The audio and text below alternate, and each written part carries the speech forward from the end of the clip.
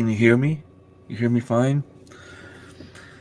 There's always a bunch of things happening on my computer. The microphone was, I think it was off. You hear me? So let's see who we have. We have Rebecca, Touched by Yarn. Thank you so much for stopping by. If you haven't seen her channel, Rebecca is an amazing human being. You need to go and show her some support, some love. Well, I mean, everyone in the chat right now is amazing. Thomas, Life in the Valley. If you like nature, if you like being out in the woods, fishing, I think he's going to do some trapping at some point. A little bit of hunting in the future, from what he's telling me. He likes to be out there.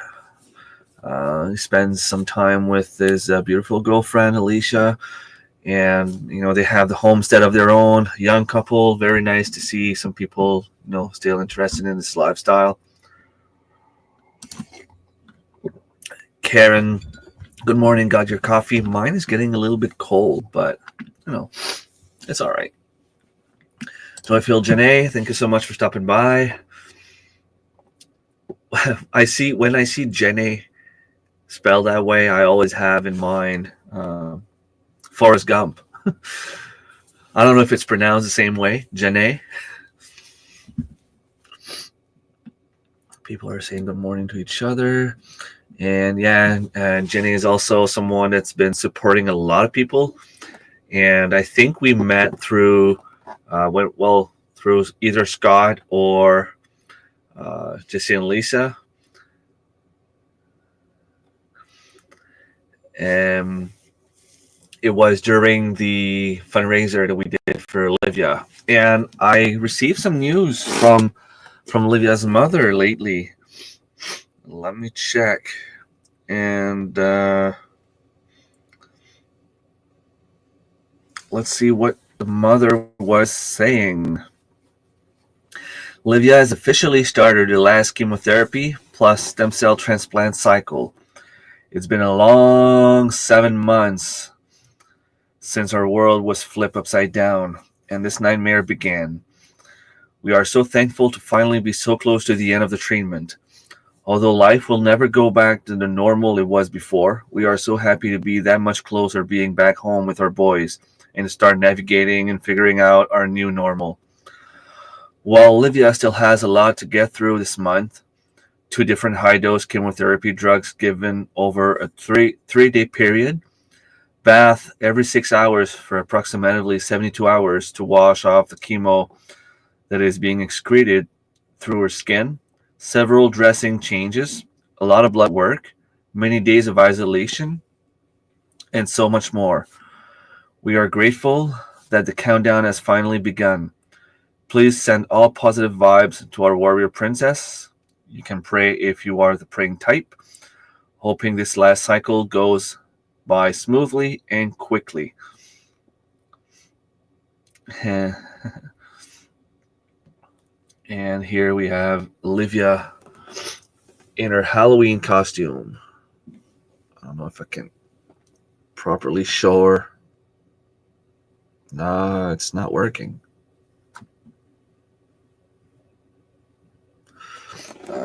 Let's see if I do this. Is that going to be better? Oh, now it's better.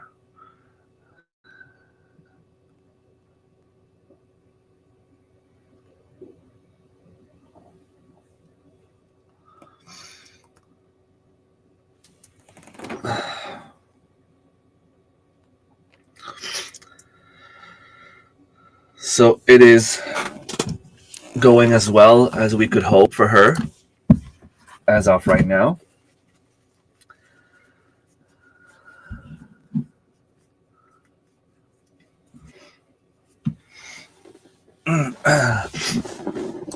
Sorry.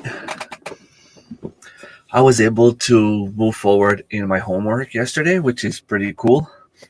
A lot has been done. I need, there's 2 numbers left to do. I'm going to try again, edit today.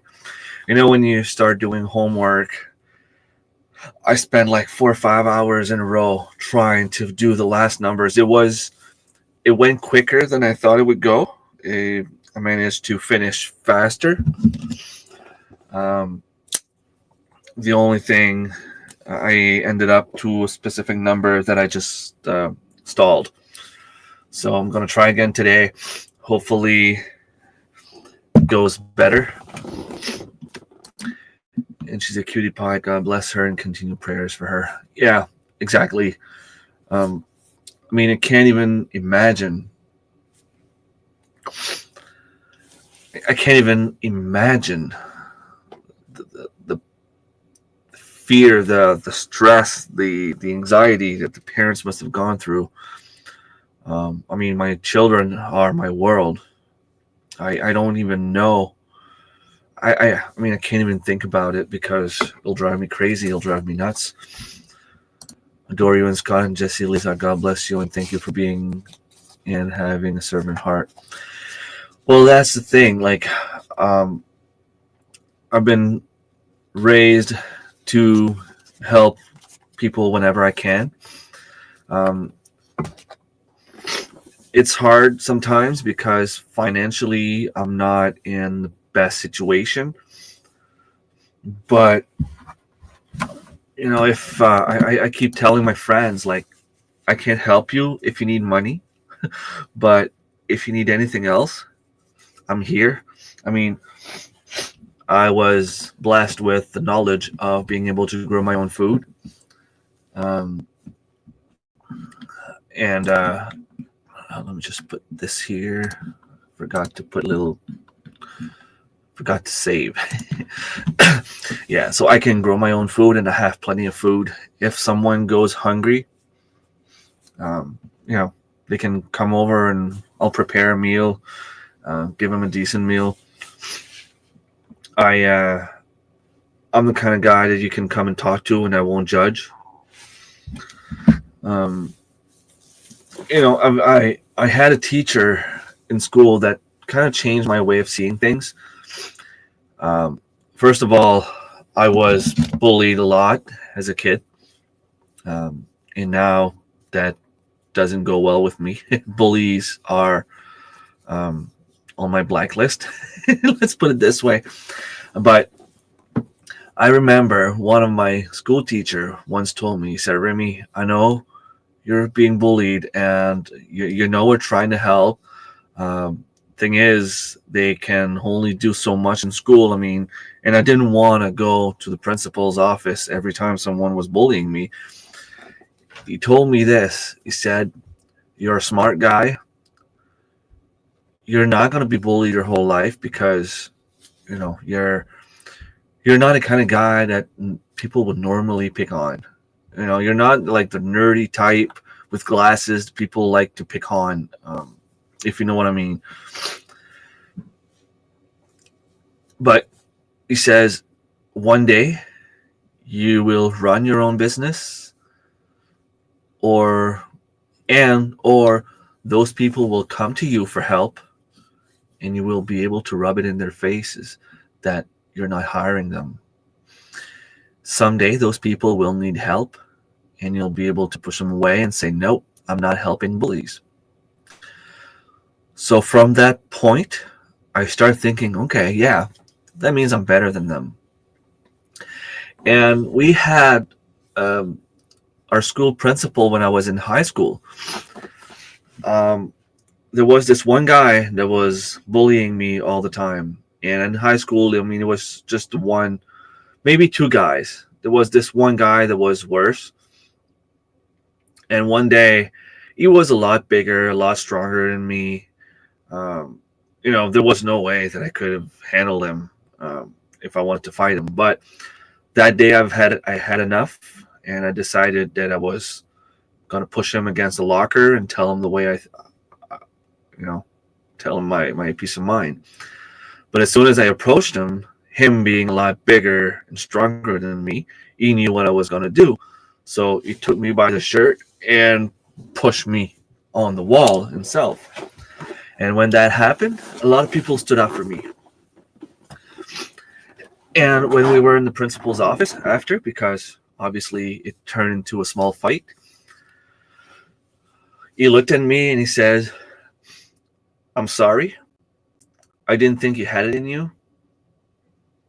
I won't bother you again." And as cliche as this may sound, he's never touched me again. He's never bothered me again. And I was afraid at first. Like, can I really trust him? He invited me to go eat at Dixie. Dixie is a fried chicken takeout that we have here in New Brunswick. And I was afraid. Like, I mean, this guy's inviting me to get into his car, drive downtown for a lunch. Am I really this stupid? But at that point, I was so afraid to say no that I said yes, I'll go. Things went well. He paid for my lunch, and it was really, really nice after that. I even saw him a couple of years after we graduated, and he shook my hand and he said, same thing again. I never thought you had it in you, and now you can count me as an ally. But there's one thing that our school principal said at that point. He said, it's pointless to suspend you. It's pointless to suspend him. And I'm like, why not? Like, I mean, he's been bullying me forever. He's like, Rumi, you need to understand something. If someone's bullying you, there's a reason for that. And if the reason that he's bullying someone in school is because he's not being treated well at home, I am not making things better by sending him back home. If he's being beaten by his father, if he has violence in his home, I'm not doing him any favor sending him home. If we want to help him, if we want to save him, if we want to make him stop, we have to keep him here, and we have to intervene with social workers, psychiatrists, get the child protection agency involved. That's the way we're going to change things, one kid at a time. And then he looks at me and he says the one thing that's stuck in my head: you cannot judge someone by what they're doing without knowing where they're coming from.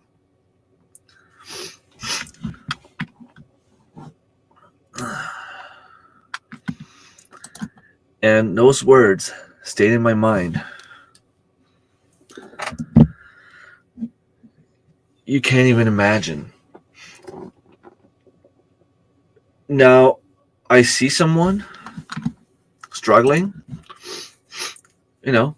I keep in mind that maybe they had violent parents. Maybe they were abused as kids.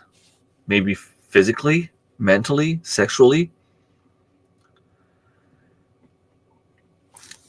You never know the road that someone's been on. Someone might be an asshole, but maybe that's the only way that they know. We often say that when you see a kid behaving poorly, you look at home and look at the parents. Not always. I don't teach my kids to bully, and hopefully, touch wood, it will never happen. But it doesn't mean that they never tried at some point. It's just a matter of making things clear with them that we do not raise bullies. We raise people that stand up against bullies. There was this one time, maybe 2 years ago, my daughter came home crying. She was being bullied in the bus. Again, someone older. There were boys involved, but it was mostly this one girl that was a lot bigger than her. I left a message on the answering machine on the Friday before March break. And I thought for sure with the message I left, with the anger I had when I called, that the cops were going to come and pick me up on the next, the Monday when the school would start. I was so mad, and I said things, very harsh things. But, the school principal called me and said, the only thing he said is, don't leave messages on the answering machine. Just send me an email. I'll give you a call and we can discuss things, because I don't know if it happened to him as a kid, but what I know is that school principal has zero tolerance for bullying, which is awesome, because every time there's something going on, I simply send him a message now and things stop. But that one time I called school and I said, if you can't do your job and I have to take a day off to go in the schoolyard to protect my daughter, even if I have to go to prison, I'll do it. It might have been a little bit more harsh words than that, but the point was that, they're my kids. I will do whatever I need to do to protect them. And that girl ended up not bothering my daughter again. It just shows that, I don't judge the girl that was the bully. I mean, what she was doing was not all right. But knowing the mother, it didn't surprise me. Because I knew even if I called the mother to tell her daughter was a bully, she was just, yeah, what are you going to do? Yeah, that those parents don't even care. If my kids do something wrong, I will care for them enough to tell them that they did something wrong.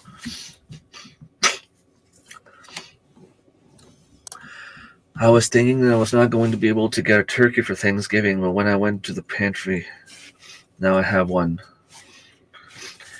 That's, if someone called me saying, hey, Remy, this family doesn't have a turkey for Thanksgiving, I would give them one.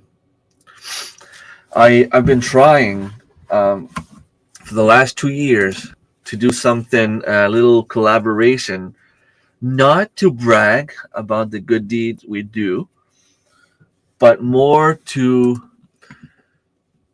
get people on board with helping one another. And it was called Garden Deeds. We started in 2022, so it was Garden Deeds 2022. I dedicated a full basket of fresh vegetables to a family in need. Unfortunately, it's hard to do around here because I cannot just bring the vegetables to the food bank, because they have no control on the food and they won't take it. They won't tell you because of confidentiality if there's a family that would actually need it. I contacted the school principal and told him about the idea I had, and I said, I want to help a family. I want to give one family, I'll give them fresh potatoes, fresh carrots, turnips. I'll give them cucumbers, fresh eggs, and homegrown turkey. That way they'll have a Thanksgiving meal or a Christmas meal. For Christmas, they can have the one meal at least once in the year.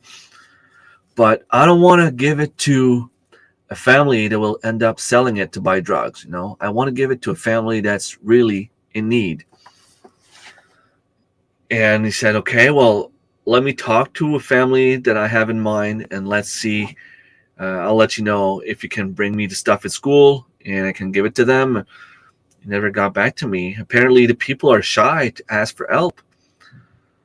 But if there's someone listening in especially northern New Brunswick, if you're nearby, don't be shy, because I have food, and every year we end up having to give some to the chickens because we have too much. I hate wasting food. At least it's not going totally to waste because I give it to my animals. But don't be shy. If you are hungry, send me a message. Give me a call. If you're too shy to tell me your name, create a fake name. Send me a message. Ask me to drop the food in a specific place. I'll drop it there for you. I'll close my eyes while you pick it up or whatever. I don't need to know who you are. But if I can help someone, I will. You have to be nice to people. What goes around comes around. Most of the dicks from school growing up here are still the same spot they were 10 years ago. You can just look and laugh when you see them now. Exactly. That's the thing. Most of them will never grow up. The people that were having problems in high school, I mean, there's some of them that turn around. They're doing great, and I'm happy for them. There's a couple of them that eventually even told me, like I was a kid, I was an idiot. Now, if you need me, I'm here. They invited me over at some point to watch football and things like that. They have families of their own, and they're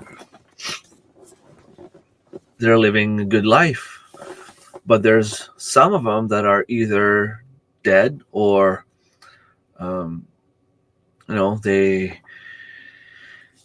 they made some bad choices and followed them, or they started taking drugs and their body couldn't take it.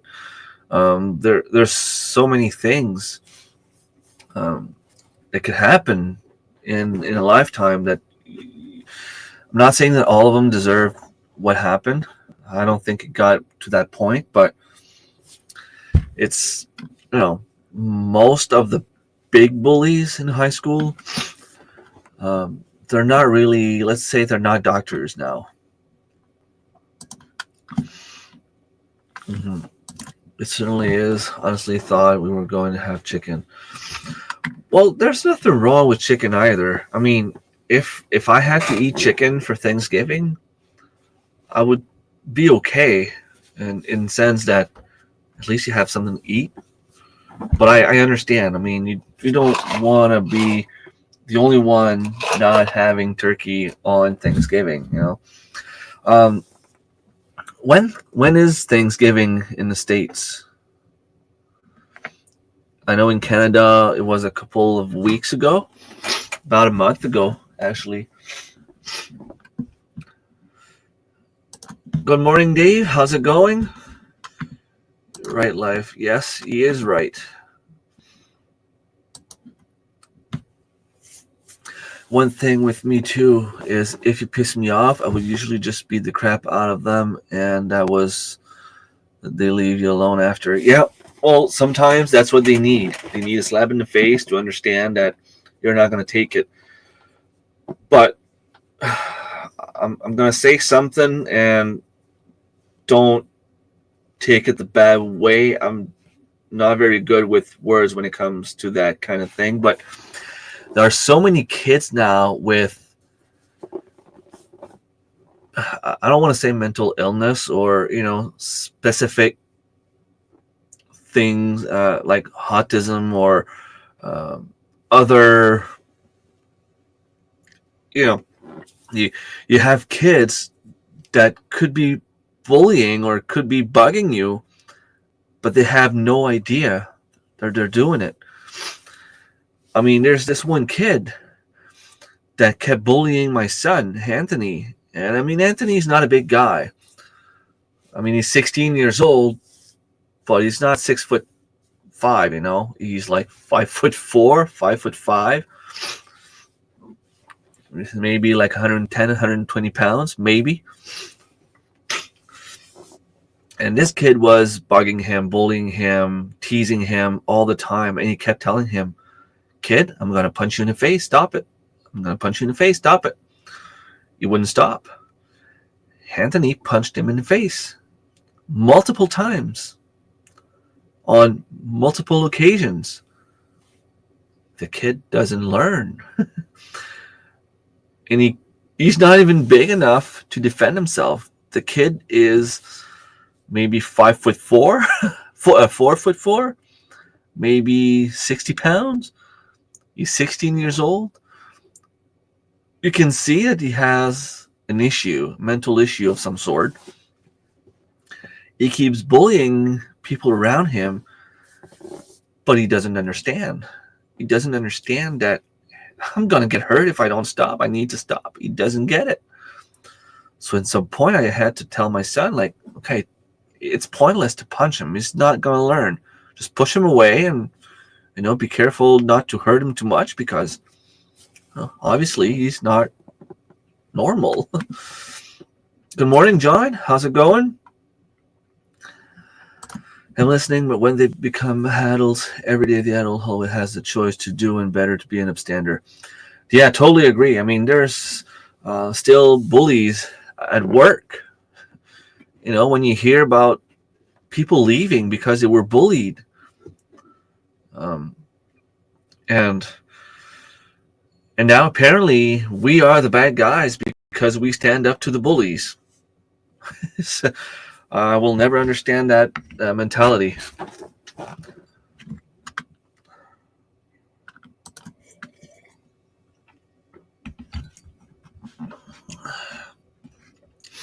I was moved from my mom to dad at around 12, then moved from my dad's on my own at 16. Sure, some people have a hard upbringing, but it doesn't give you the right to take it out on people and just be happy.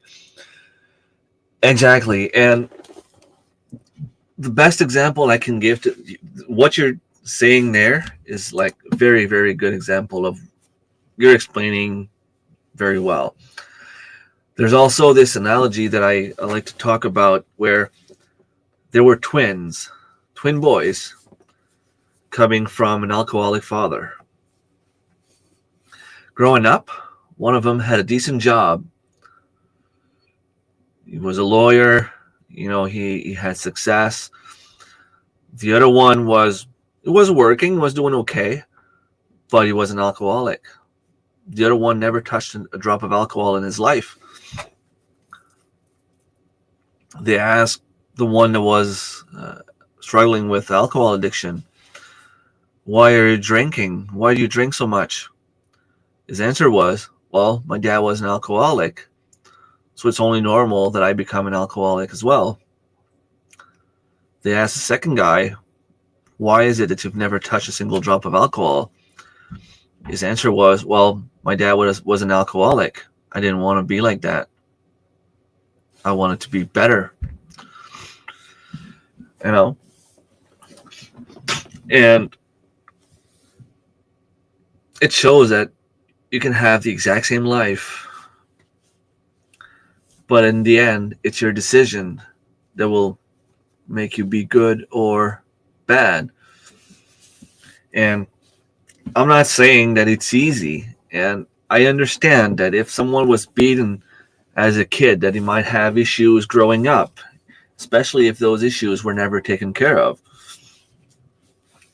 But the apple doesn't fall far from the tree. So, okay, Thanksgiving in the States is on November 28th. So that is on a Thursday. The day before Black Friday? That's awesome. Oh, hey.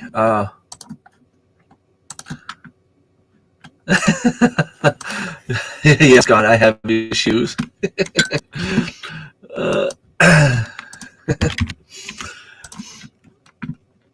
There's God. If you're up and you want to have a little chat, it's the last Thursday of the month of November. Okay. In Canada, it's the first. Is it the first Monday or it's always the second Monday?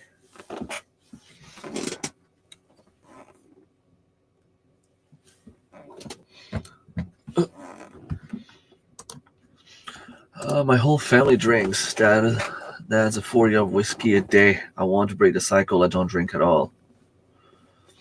That's a good way to see things. But when you're at that point, it's hard to. I mean, you have to take it slow. Like, it's possible to break that addiction. It is. But the thing is, you can't just stop from one day to another because your body will go in shock. So the thing is, what I tell people is, okay, you're taking in 40 ounces um, of whiskey. Take one shooter a day, throw it out, get the rest. Try to get your body to slow down gradually. After 2 months, if you're doing fine, take 2 shooters of your bottle and throw it out. It's the same as people who want to stop smoking. If you smoke a pack of cigarette per day, don't expect to stop smoking like that and not have any cravings, and you'll struggle.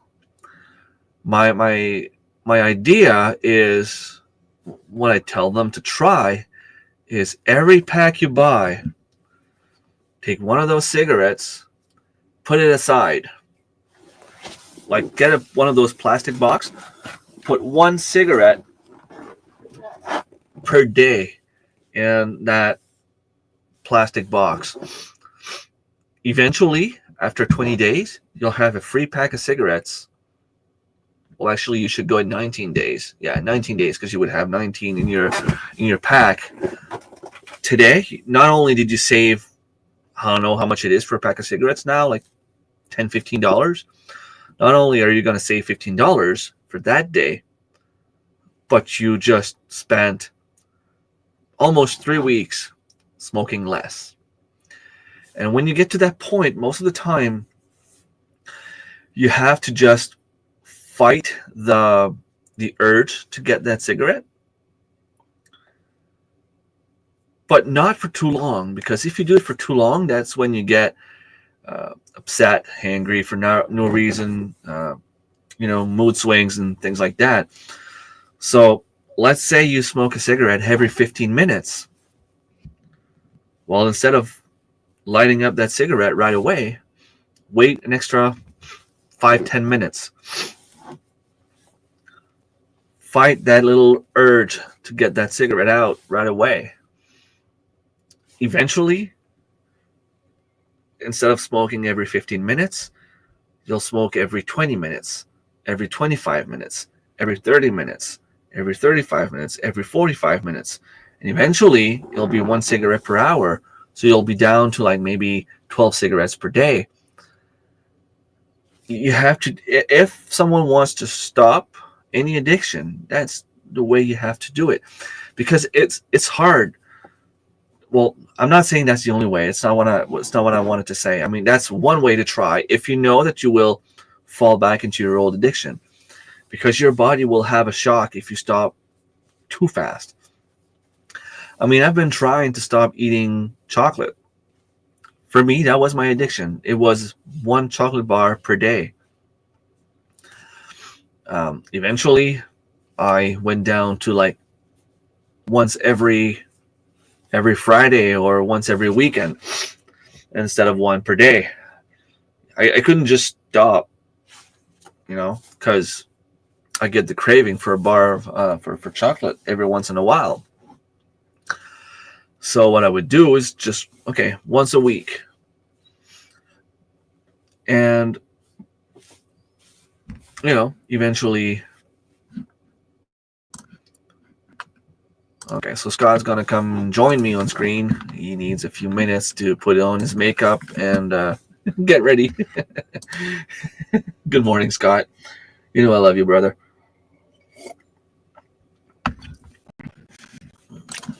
That's known as free will. Once you are born, your decision and actions are up to you. But there's also, I totally agree, there's also a little bit of influence. If you're taught something, if you're shown that doing a certain thing is right, you will not know any better. And it's one thing, because if your parents teach you that it's all right to punch someone in the face every day, no matter what people tell you after that, my parents told me that it was okay to punch someone in the face. I'm just punching someone in the face because it's okay. Even if someone tells you that it's not good, it's not nice, Who cares? My parents told me it was okay to punch someone in the face every day. It's at that point that, it might be hard for a kid to have his own reasoning behind what he's doing because he was always taught to do certain things. But I agree with you. I mean, if you know better and you decide to be an asshole, well, that's on you. You know what I mean? Oh yeah, it's real thing. There's also meds out there to stop the sickness, and after you're done, there's also meds. If you do drink, you will get sick. Mm-hmm.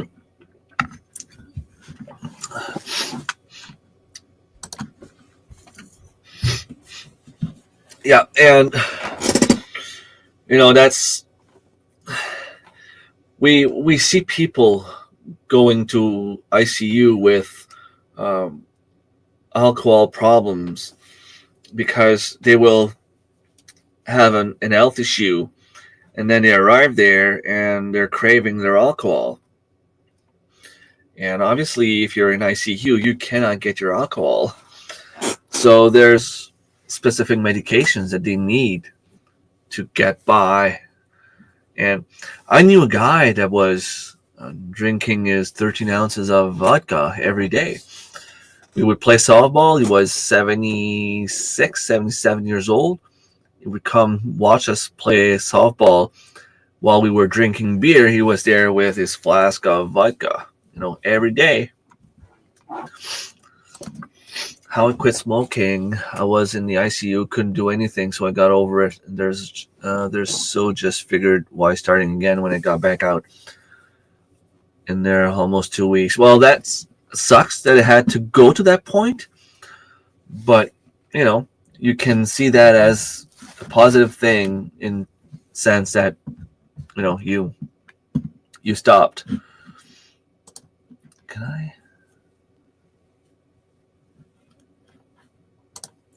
I can't do any edit. Okay. I've been off smokes for 15 years now. I still miss it. I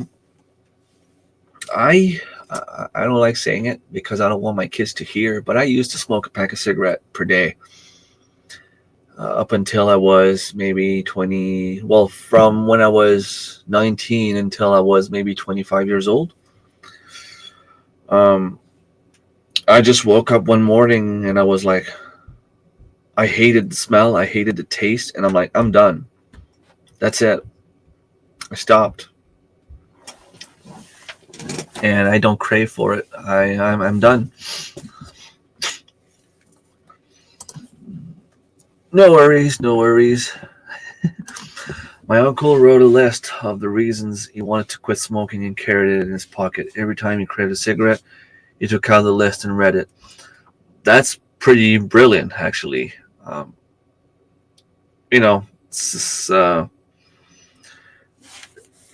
would say the same thing to someone struggling with mental health issues. If you're looking for reasons to live, sit down, write them down. Whenever you feel down, take your list and be like, okay, well, I have those blessings.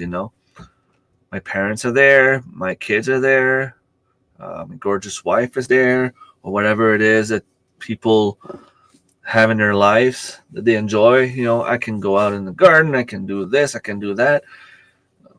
To have your blessings on a piece of paper, sometimes it's easy to forget, but to have it there, to be able to look at it and actually remind yourself of the good stuff is a good way to connect your brain in the right way, I suppose. I did not know my mother smoked cigarettes until my father died in 2006. I was so shocked she stopped before I was born. My dad used to smoke cigarettes as well until my mom got pregnant with me. And then he decided to stop. And now he can't even stand the smell. If he goes somewhere where you can smell a cigarette, he hates it. He has to leave.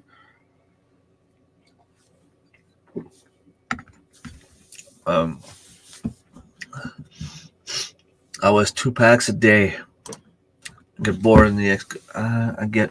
in the excavator and chain smoke. Just stress of running a crew.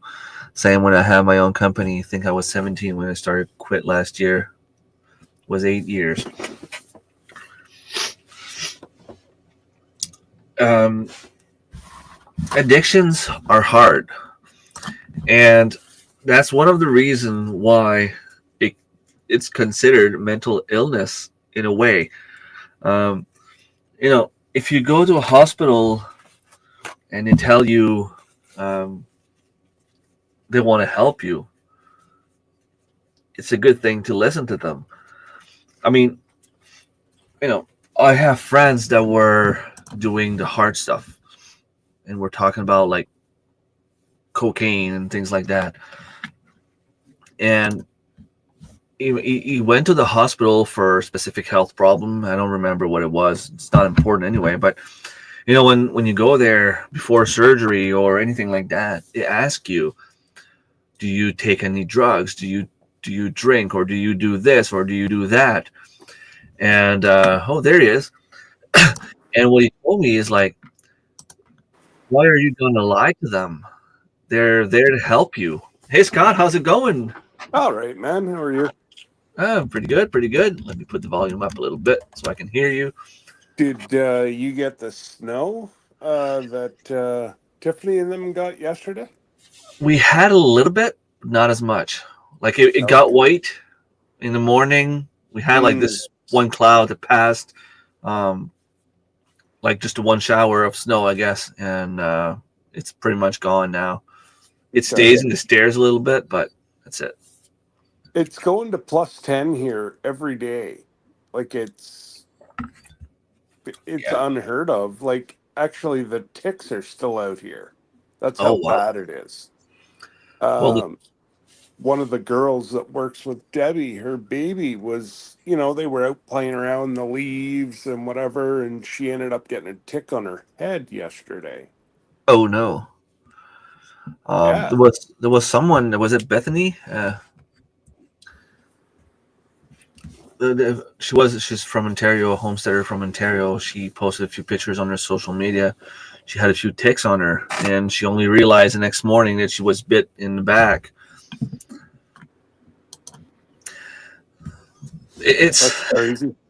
We didn't hear about that at all a couple of years back. I mean, it started maybe like 10 years ago around here. Yeah. Every year I go deer hunting, I have to bring extra clothes and boots and stuff because I'm always a bad lucky one to step in a tick nest. But yet, Always.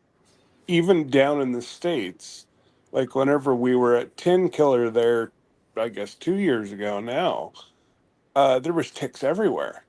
But you didn't have to worry about Lyme disease. Yeah. The Lyme disease is next to zero down there, where it's very high up here.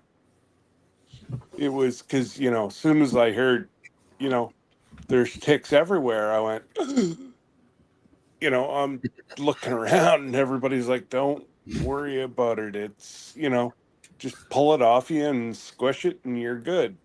Yeah. I go, okay. But you have to make sure you see them all. That's the thing. Yeah. Because they look like tiny, tiny little red spiders, I suppose you could say, on an orange hunting jacket. Kind of, or it's just like spiders without legs Yeah, or like stubbies. almost like lobster. Yeah. Yeah. Yeah. Like, uh, claws. Yeah, Yeah. Yeah.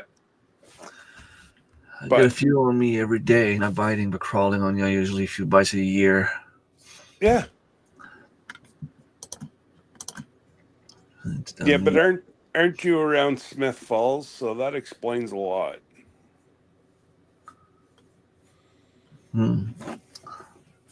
Yeah, there's a lot more disease now coming from the ticks too. From what I was reading the other day, there's not only the Lyme disease, but there's a few other infections. Yes. Yeah. What they told me to do was have as hot a shower as I could and sometimes that would have them release it. And I never had an issue with ticks down there. Yeah, they say that the heat, they don't like the heat. Hey, hey. My buddy, we were chilling. Yeah, I stepped in a tick nest last year while deer hunting. Oh Second no! time in a row, like, or third year in a row, actually. Every Well, year, I'm the one that gets and a you bad guys would have a lot with all the clearing down there too. one. Yeah, for some reason, they're always in one spot, and that's the spot I end up walking in. And when it's on your hunting gear, it's hard to see them. It's hard to remove them. I mean, I just literally had to strip in the middle of the cutting and send a message to my dad. I'm like, okay, I'm taking the Jeep, going back to the hotel, and cleaning up my stuff and changing. Had to put everything in the drying machine like 3 or 4 times because they were still alive after 3 times. Yeah, no, they're nasty. Yeah, and they're a pain in the butt, especially you're trying to have a nice walk in the woods, and then they're like all over you. You're like, oh shit. Yeah, well, and that's the problem. You can't walk in the woods anymore. Like, you know, you know damn well that if you're walking, Hank, come here, get over here, dude. Yeah, Everybody's gone. Everybody's gone to get groceries. Come here.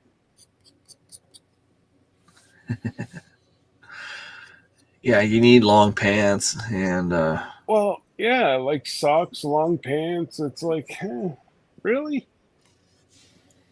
yeah. But anyways, so what else is going on down there other than Not did Tyler ever get a nice moose? Eh? yeah, Woo-hoo. big bull. Yeah, I didn't ask how big it was, uh, but I wonder if that's the one he was watching. he But said it's massive. no. I asked him, and it's not the same one. I think he got that one in a cutting somewhere. Oh, okay. But yeah, it was huge. There's a lot of big bulls around here. The only problem is a lot of and I'm not going to start a debate about this, but a lot of First Nations Yep. villages from Yep. Maritimes, they all come up here now because there's a lot of moose here. And they See, come here, they get that's not 10, right. 12 moose for their community, and then they go back home with coolers and trailers. And I fear that we might not have moose for too long now, just because Hmm. they're maybe going too much, Yeah. too hard on the population. Well, and you even look at the reserve at home. That's in Quebec. They should only be able to be in Quebec. Yeah, well, there's But one in again, River and one in Quebec, and oh, I know Ill River, but I mean, I'm it's talking their about going land. across. Yeah. Yeah. Um. Anyways, yeah. No, I noticed yesterday too. It was a hundredth anniversary for those two girls that fell off the mountain Oh, yesterday. okay. I didn't even see that. Yeah. Where was it? Was that in down home, down homers or something? I don't know, but yeah, it was a 100th anniversary. Hmm. Yeah, because you can still see the crosses when you Well, they drive by. just yeah, they just redid them like 4 years ago, 5 years ago. Yeah, I wanted to go up the mountain in the fall to see all the leaves, but with the handball, with school Yeah. and Hey, come work, here. I just didn't have time to go. Actually, I might have time to go today, but the leaves are all gone. Well, that's it. Come on, give me it.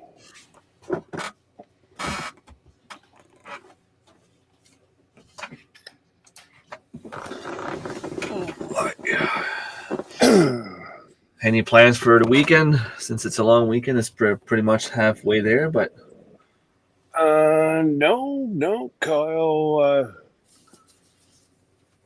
Kyle's part of the Remembrance Day ceremonies. He's firing the cannons there tomorrow. So Okay, that's pretty cool. yeah, so I don't even think we're doing anything this year. really, Well, the kids are all over the place now, and we will take a moment of silence probably, like just in our own spot. Like, I mean, I talk about it a little bit. I talked about it on Friday. I'll yeah. probably send a message to a few of my friends that served in the army, and say thank you. Um, See our but silver cross mothers from down around. I thought it was New Brunswick. Um, she had both her sons went overseas to fight. They came home with PTSD, and they both ended their lives. oh no, that And sucks. she's our Silver Cross mother this year. Yeah, very sad. Yeah, it is. There's a lot of people that suffer from PTSD because Mhm. of Well, they wonder why all these old fellas drank so much from World War II. yeah, That's the only way they knew how to cope with it. yeah. And I was talking to Tracy last year or the year before Yeah. on Remembrance Day, and he was saying on my live stream how he still suffers from PTSD. Like, you can be Hmm. in a grocery store, and if someone drops a big box and it makes a big noise, you'll like be on the Yep. edge, Yep. and it's normal. It sucks. There's no way to cure this stuff. You can't really remove someone's memory. Well, they can try to. There's different psychotic Medication. well medication or different psychologists, Yeah. psychiatrists. Um, they can ease it a little bit, but nothing will ever take away their memories. No, that's My buddy's never been right. He It's even hard to talk about, and I wasn't even there, but yeah. he had to take a child's life because the child was a suicide bomber. Oh no. They strapped a bomb around a kid with a detonator that the parents were far enough away, and he had to. He's still to this That's day, just awful. but he had to save his entire platoon, and he did.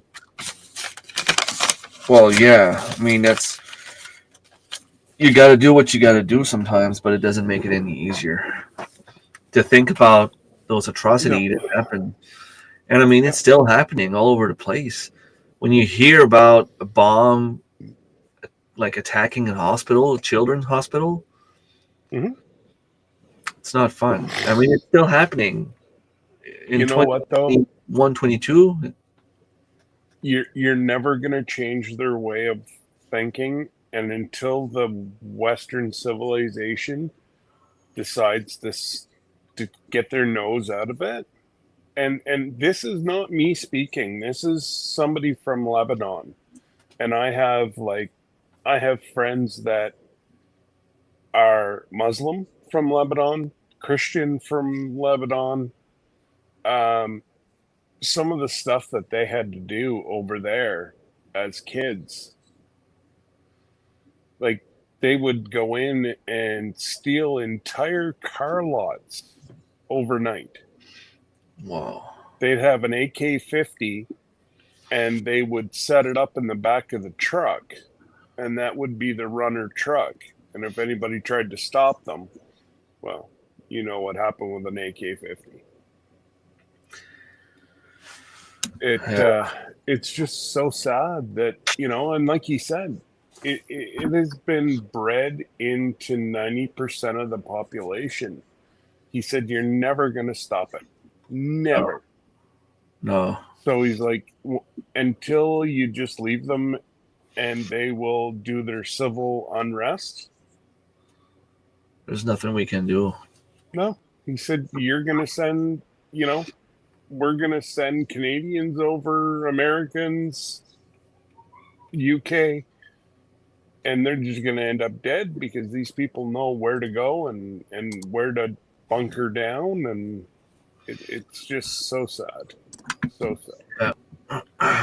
And it's getting bad, not just there now, but and I don't want to say something and sound bad, but it's not everyone that comes to Canada that is bad. It's not what I'm saying, but we are seeing a lot more of those way of thinking in Canada now. Here in Hamilton, it used to be very calm city where nothing ever happened. And lately, Exactly. in the last year, there are women that had to call 911 because they were being followed. My sister-in-law was, she's a photograph. She was taking pictures at the beach in Bathurst. Mhm. And there was a guy there from, he works in a restaurant there, that approached her, um, you know, grabbed her by the shoulder, telling her, "Oh, you're beautiful. You should be my wife. You should be my wife. Come with me." And she said, "Like, no, like, I'm with someone. I'm taken. Like, leave me alone." He wouldn't let her go until the couple that she was taking pictures of came back, and she's like, "Hey, like, you forgot something." She had to yell to them, to run to them and tell them, like, "Okay, this guy won't leave me alone." And he had been after her for like 15 minutes. She ended up taking his picture and reporting it to the police, but Mhm. they're not doing anything about it. It was his whole mandate to fill 275,000 to half a million people a year. It didn't matter if he vetted properly or just let them in. Yeah, and I'm And not a racist. It's not. I'm not talking about. no, It's not about how people are my not best all my bad. best friends are immigrants. We were Canada's built on immigration, Yeah, you know. there's just So some all of of North America is built on immigration. yeah, That's the farthest thing. But I'm sorry, you gotta vet these folks. And what I don't understand is they come to North America, both, US and Canada, to find a better life. And then they try to change our culture to be like their culture. Well, we don't go around the streets killing one another, and women are respected in our culture.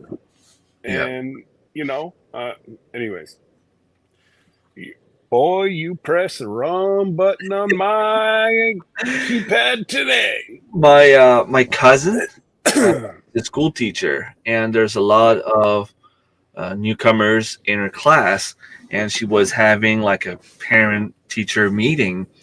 Mhm. She started explaining the way that the class was going to go, and suddenly this man stood up and he looked at her. He said, you sit down and you shut up. I'm the man. I'm talking. You don't talk." And she was just like, "What am I supposed to do? Like, I'm the teacher. I'm the one that should be talking."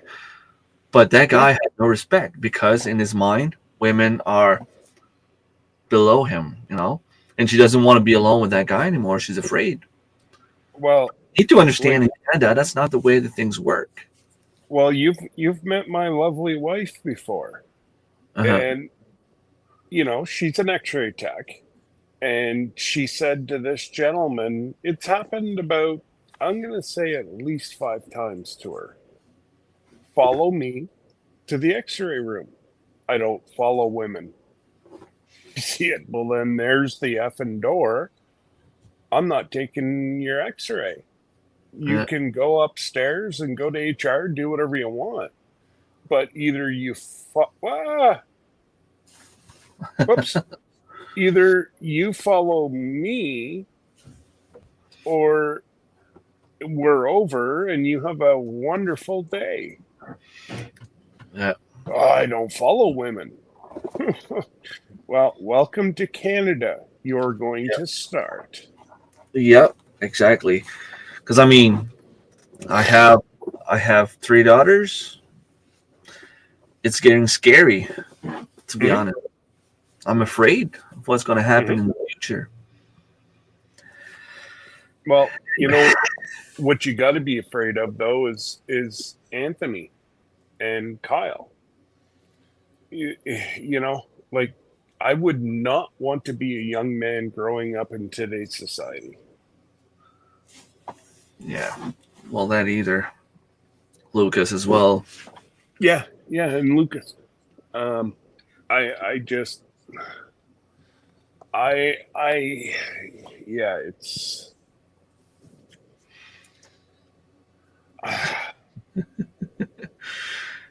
Yep. it's a subject that I could go on for years, and it's pretty bad whenever you have. Well, I guess George has been in Canada now 25, almost 30 years. And he's a Christian from Lebanon. And he's an engineer by trade and then decided to open up pizzerias. So he's made his money on pizza, although, he's not a stupid man. He's an engineer. So Yeah. you know, he's a book geek. And like he said, whenever Canada wakes up and realizes what they're doing and they need to shut it down.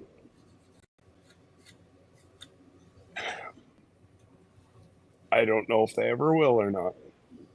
Well, if Sparkle Socks gets out of here, we have a shot. But really, you look at who we have to choose from. Yeah. You know, it was funny.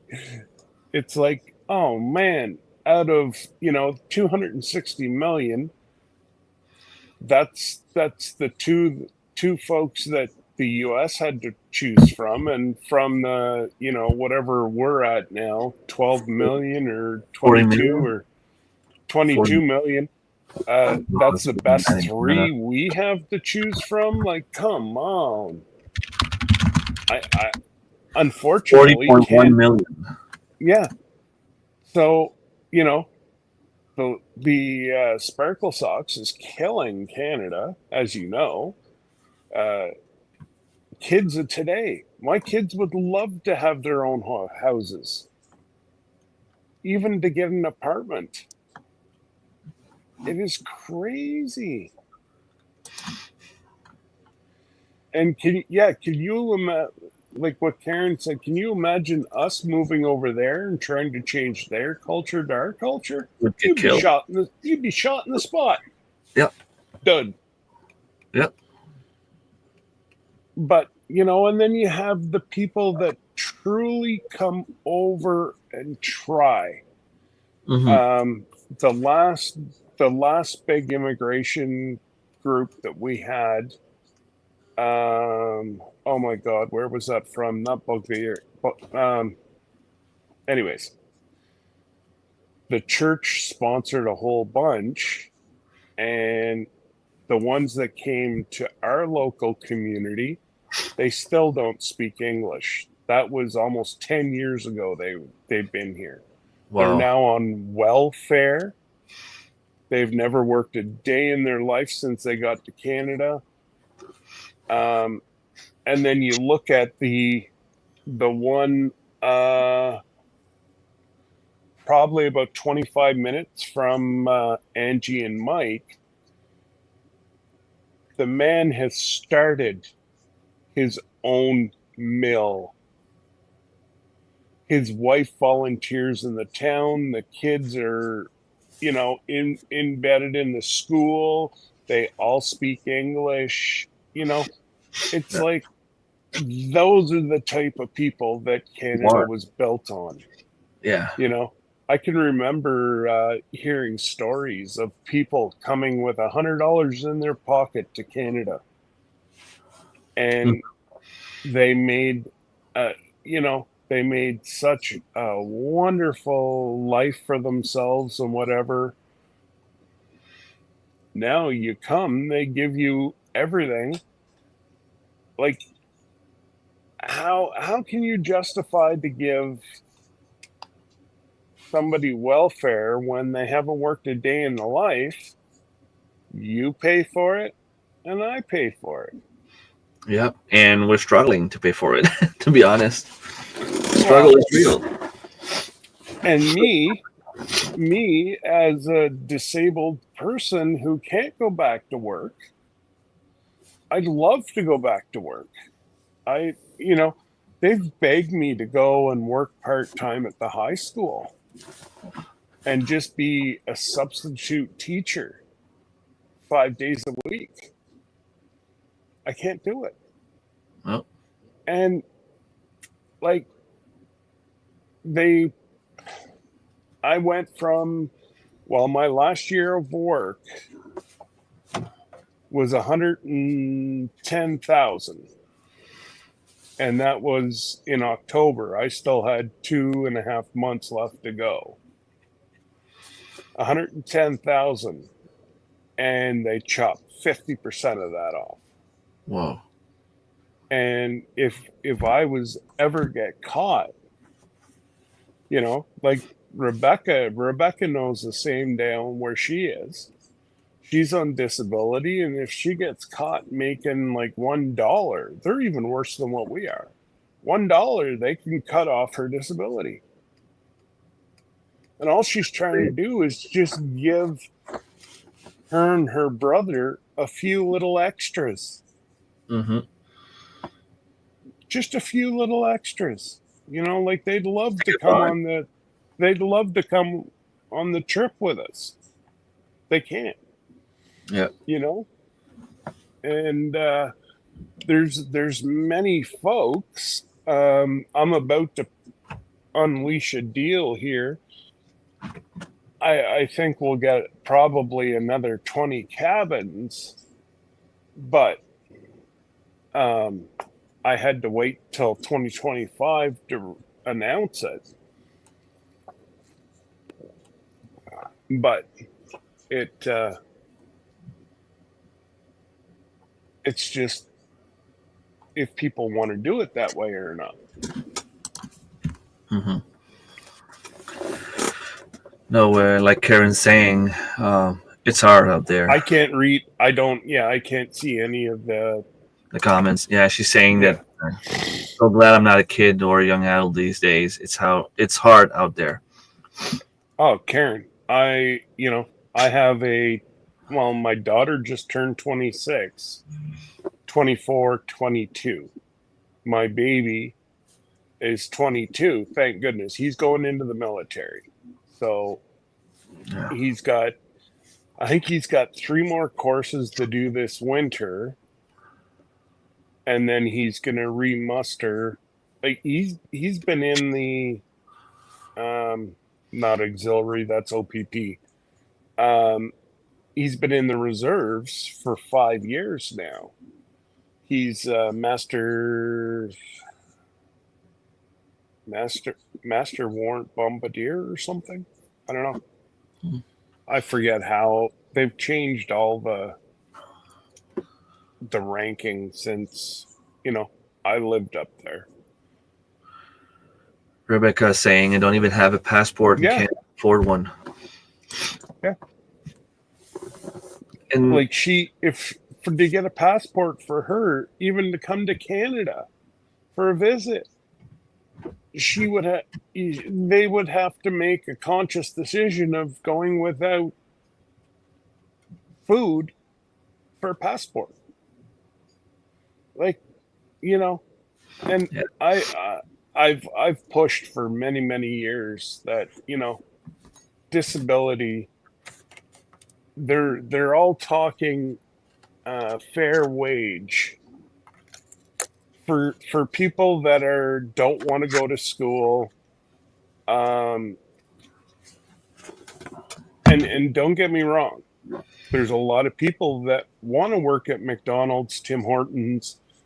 They go around their kid's schedule, Yeah. so it's very good, but they want a working wage. Well, on disability, I make $9 an hour. If you were to break it down by hour, is $8 to $9 an hour. Well, why am I not making minimum wage? Yeah. And that's the thing. Like, a lot of people work those jobs and they're like, oh, we need to bring the minimum salary up. But I keep Yeah, saying, the more the minimum salary goes up, the more the more the everything else. government makes. Yeah. Not just that. If, let's say, okay, you go to the grocery store to buy a loaf of bread. Let's say you pay $2 today. It's more than that, but let's say it's $2. Well, that $2, you have to pay the minimum salary of the one working in the field, harvesting the wheat. You have to pay for whoever actually makes the bread. You have to pay someone that takes the bread and puts it in a bag. You have to pay for the people taking the bread in the bag, putting it in the truck. You have to pay the truck driver. You have to pay whoever's taking it out of the truck on the shelves. You have to pay the person working at the registry cash and a lot more people along the chain. But I was going to say you missed two. Yeah, I You missed a lot. missed the one that grinds the wheat. Yep. So you've got the picker, you've got the grinder, and you've got the person that actually mills it into wheat and then goes into the process. So if you put the salary up by $1 an hour for each and every single one of those person, yeah, how do you think they can afford to sell the bread for $2?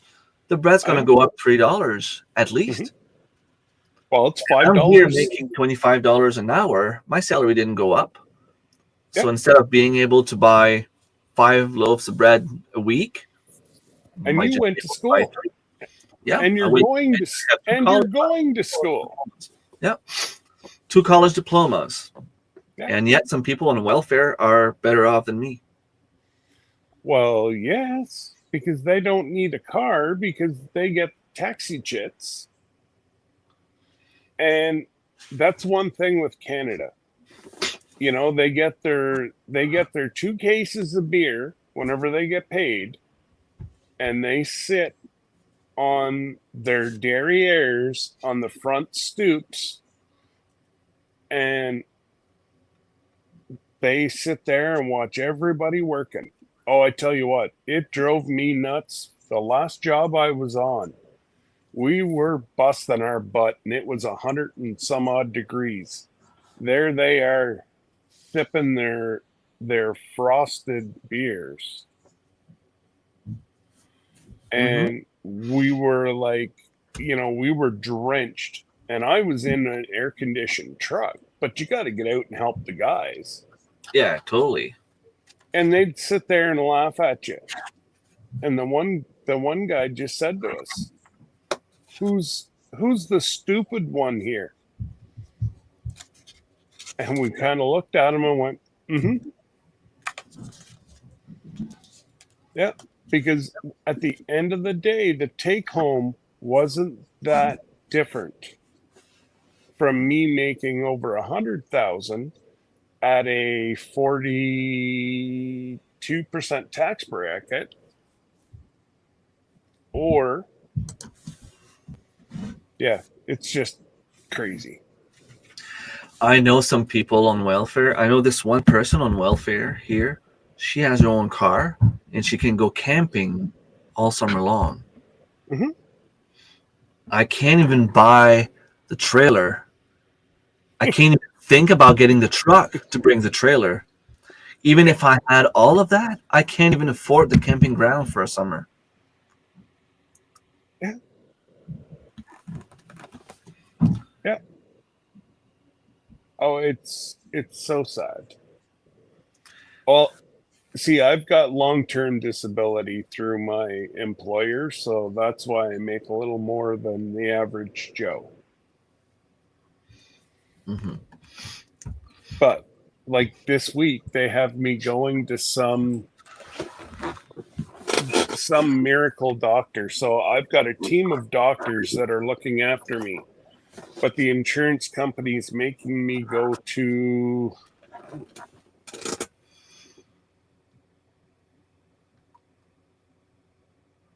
piracy. They're going to tell me that with movement, I'm going to fix myself. My spine is crumbling. With movement comes more pain. Yeah, and But more. yet, this guy is going to save my. And it's like the amount of stress that you put me under going to these people. Hmm. It's like I'm to the point now after my back injections, I'm not having to take as much pain meds, which is a good thing. But yet I'm not sleeping right now because I'm worried that this guy's going to go, "Oh well, he's fine. He's fine. He can go back to work." Oh yeah, come follow Sure. me. Let me know. All right, Rebecca, have a good day. We'll see you over at Tony's. Yeah, it's hard. No matter what you do, it feels like you have someone trying to stop you from doing what you're supposed to do. Yeah, you try, you try, you try. You know, like that's why I have everybody downstairs doing mugs and shirts and whatever just to give the family a little extra. Hmm. And it's a good thing. Like for here, I do a lot of gardening, and if it wasn't for Yeah. homesteading part of my life, I wouldn't be able to eat properly. Hmm. And I was talking to someone. I'm like, okay, I did all the math.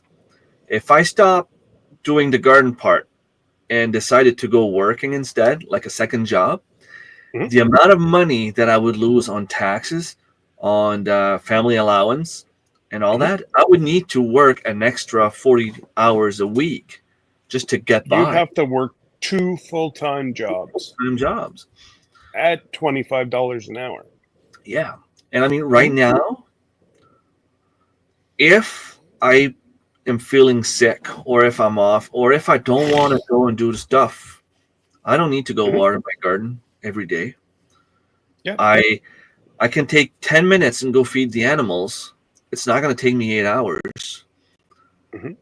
If today I'm supposed to butcher my chickens and something comes up, I don't have to call anyone and say, "Hey, I'm calling in sick," or I can go in. Why? Well, because you have to try to explain yourself. What's wrong? Well, we need you. Hmm. Well, I can't make it. No, I'll just do them tomorrow instead, or next week Exactly. instead. Yeah. I don't have to worry about anyone else but me and my family. Hmm. So why would I go work some extra time? I Hmm. used to work for a sport store company, store sports store, and I was working for a couple of weeks, 70, 80 hours a week. Hmm. And what I realized is after the 48th hour, I was basically working for $1 an hour. Yeah. Whether I worked 48 hours or 80 hours was just giving me like $32. Well, you know where Deb's mom is. Hmm. They can't find enough people To work. to look after the elderly. Hmm. And like the elderly, the somewhat capable people on assistance. Hey, hey, hey, bonjour. Um, yeah, like some of the people are having to look after the worst ones, Mm-hmm. and the government's not giving them any breaks. They're still taking their checks, no problem, but yet they're not getting the The service. support. Yeah. No. It gets to the point where you pay for a service you're not getting. Here in New Brunswick, they just accepted a 20% raise on the electric bill over 2 years. That's an extra $100 a month. Mhm. That's an extra $1,200 a year from my family. That's insane. All that You'd for what? be So that the CEO way up top can get a bigger Christmas bonus. well, and that his cottage has got the nice storm wall in the front, and Yep. Mhm. Well, let's see what happens to healthcare now that they've done finally got rid of that other guy. Yep. He just about killed New Brunswick. Yep. Yep. I totally agree. I was a teacher, got hit by a child, concussion. Yeah, you know what? My daughter by trade is a TA, but she can work in the prison system or she can work in the school system. Mm-hmm. And she broke her glasses. The school board wouldn't replace her glasses. She had to. So she's more, she's working for a car lot now, and she loves it there a heck of a lot better than the school. Mm-hmm. It's just kids have no, how do I say it? They have no No filter. respect. Yeah. Well, no, they have no respect. And don't get me wrong, it's not every kid, No, of course not. but a majority of them feel very entitled. Mm-hmm. If little Johnny has that, Mom, you go get a third job because little Johnny has that. I want it now.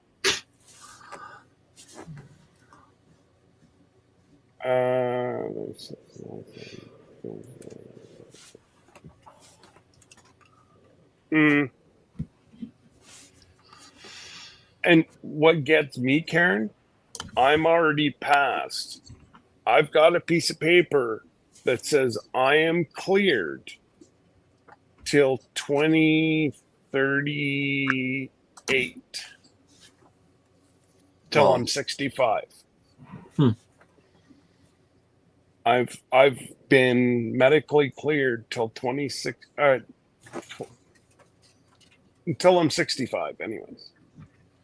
So it just doesn't make sense to me why they keep sending me to these strange old doctors that are going to try to change the world. And the they look at my case, they'll get my information Wednesday night.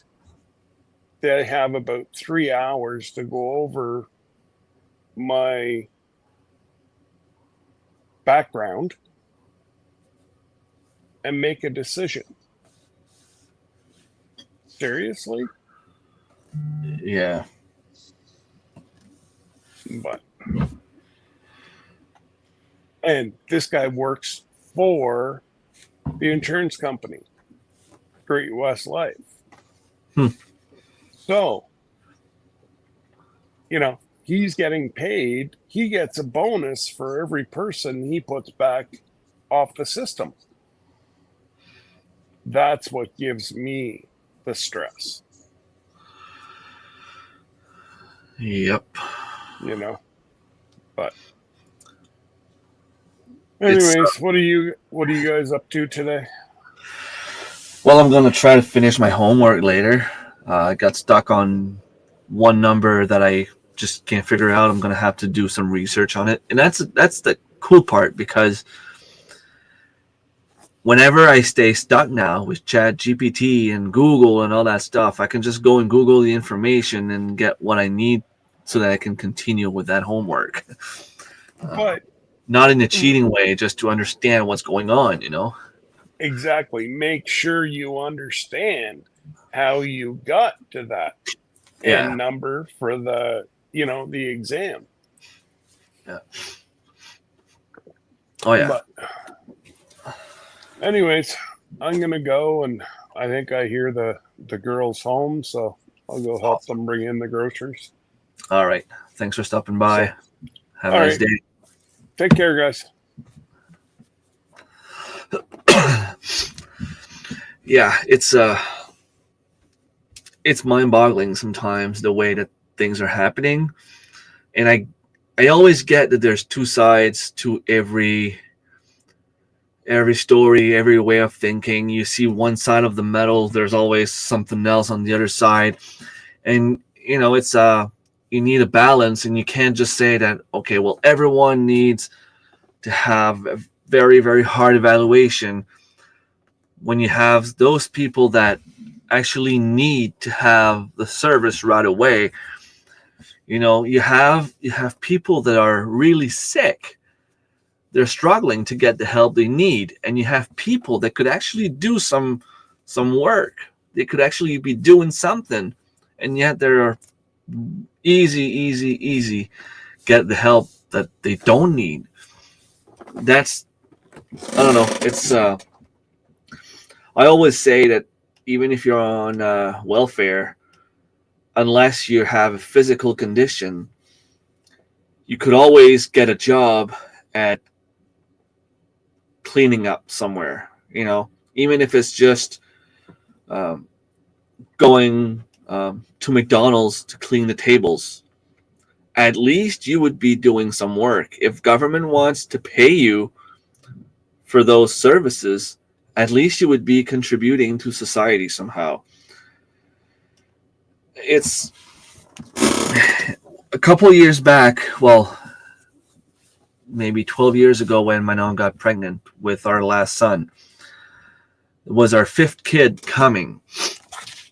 And I tried to look around for a daycare for the kids. Do you know how much it is for 5 kids in a daycare? It was close to $125 per day. And that's the cheapest one we could find. It comes up to $625 weekly. My girlfriend was doing $900 bi-weekly, clear in her pocket. It would have cost her more for daycare than what she was doing in terms of salary. So I called. I made a few phone calls to try to get some help somewhere. I'm like, okay, like my girlfriend's, she wants to go. She wants to go back to work. She wants to contribute to society. She wants to do her part. But right now, there's no way we can do it. Is there any help we can get? Well, yeah, you can have, I think it was up to 3 days a week paid for at the daycare. I'm like, okay, like send me the forms. The first thing that it was saying on the form was that if you were making over $28,000 a year, you could not get the help. All right, take care, Karen. I mean, $28,000, that's about the same as the minimum salary for one person. I'm like, unless I'm on welfare, I can't get the help. And she looked in, she replied to me on the phone. She's like, yeah, well, that's pretty much it. We do this to help people on welfare. They're on welfare. They don't need to have daycare for their kids. Maybe it's a good thing for the kids to go there, but if it is, it's a good thing for my kids to go there as well, and I can't afford it because I actually need someone to take care of my kids while I'm at work. So guess what? Mano had to stay home, stay-at-home mom, for the last 10 years because it was the only way we could afford it. So we needed family allowance. She was not out there working, contributing to society because that's what they decided was the best for the economy, apparently. She was willing to go to work, just pay daycare, help us out a little bit, make it worth it for us to go to work. I'll never understand that part. I mean, okay, I'm not angry. It's just, we were talking about that stuff. But there has to be, I understand that they have reasons behind what they did at the moment that they decided all that stuff. And I get it. But they need to have exceptions. They need to have ways to help people that actually need help.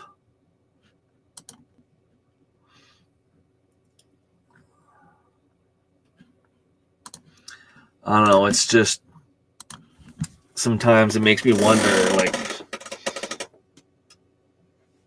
are families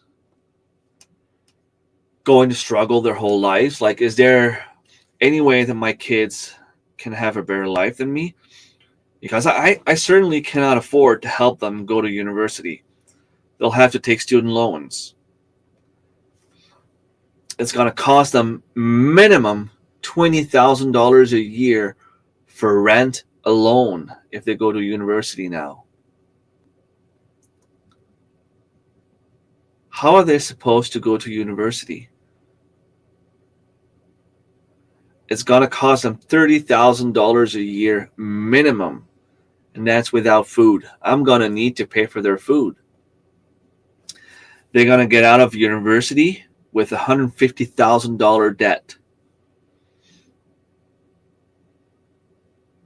Luckily now, there's no interest on those student loans. But how is someone supposed to start their lives with a $150,000 debt right from the start? How is someone supposed to put a 20% down payment on a house that is now the cheapest thing you can find is $200,000? That means you need $40,000 in your bank account to buy a house. With a $150,000 student loan.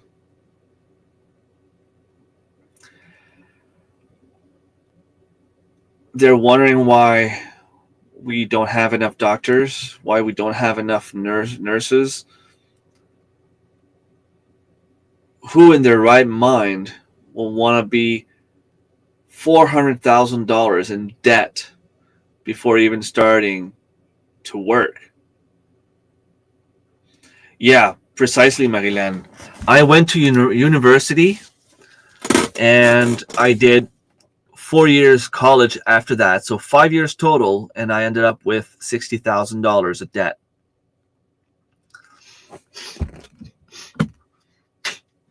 When they lost my papers of you can apply for exemption of payments because you don't make enough money.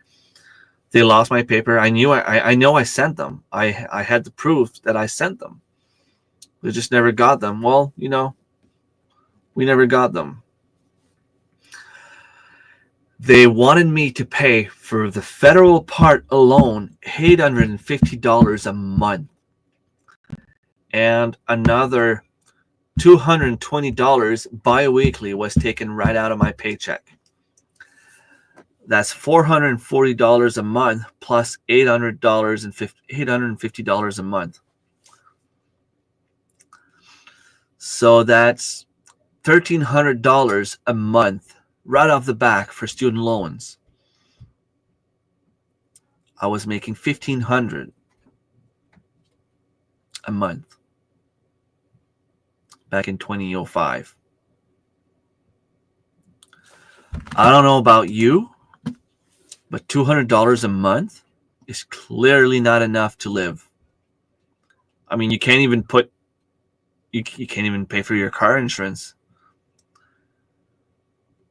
And they told my buddy that was struggling through the same stuff as me, they told him he has a car, he could afford to pay his student loans back. It is a luxury, according to them, to have a car. And he said, I'm sorry, but you know how much I paid for my car? I paid $300 cash for my car because I bought it from my sister. It's a 1989 Toyota Corolla. $300 for my car that I need to go to work because I work 20 minutes away from my home. There's no taxi that's going to come and get me here. There's no bus. There's no train. There's no subway. If I wanted to take a taxi, it would cost me over $100 a day from home to work. And they had the audacity to tell him that it was a luxury to have a car in northern New Brunswick.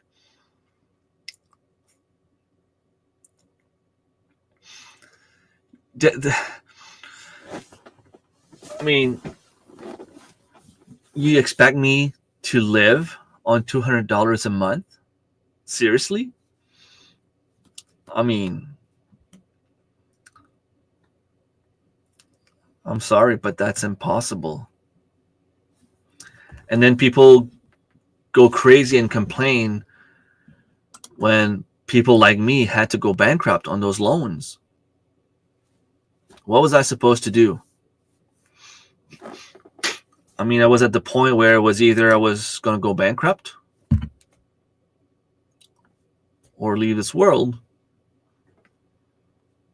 because there was no way that I could live with $200 a month. And there was no way that I could do 2 full-time jobs at the same time, because even then, it would not have been enough. Because if I was making more money, then according to them, I could pay even more. So there was no way we could win. My boyfriend Clear is 2 years ago, I think, 36 years old. That's insane when you think about it. Half your life is gone before you can even start living. Good morning, Wild Edibles. You caught us at a bad time. Sad to say, but what I did without knowing, I was doing it at the time, but go live in Quebec, work for 1 year to pay Quebec taxes. You become a Quebecer and study at Quebec rate, which is way cheaper. Yeah, I suppose.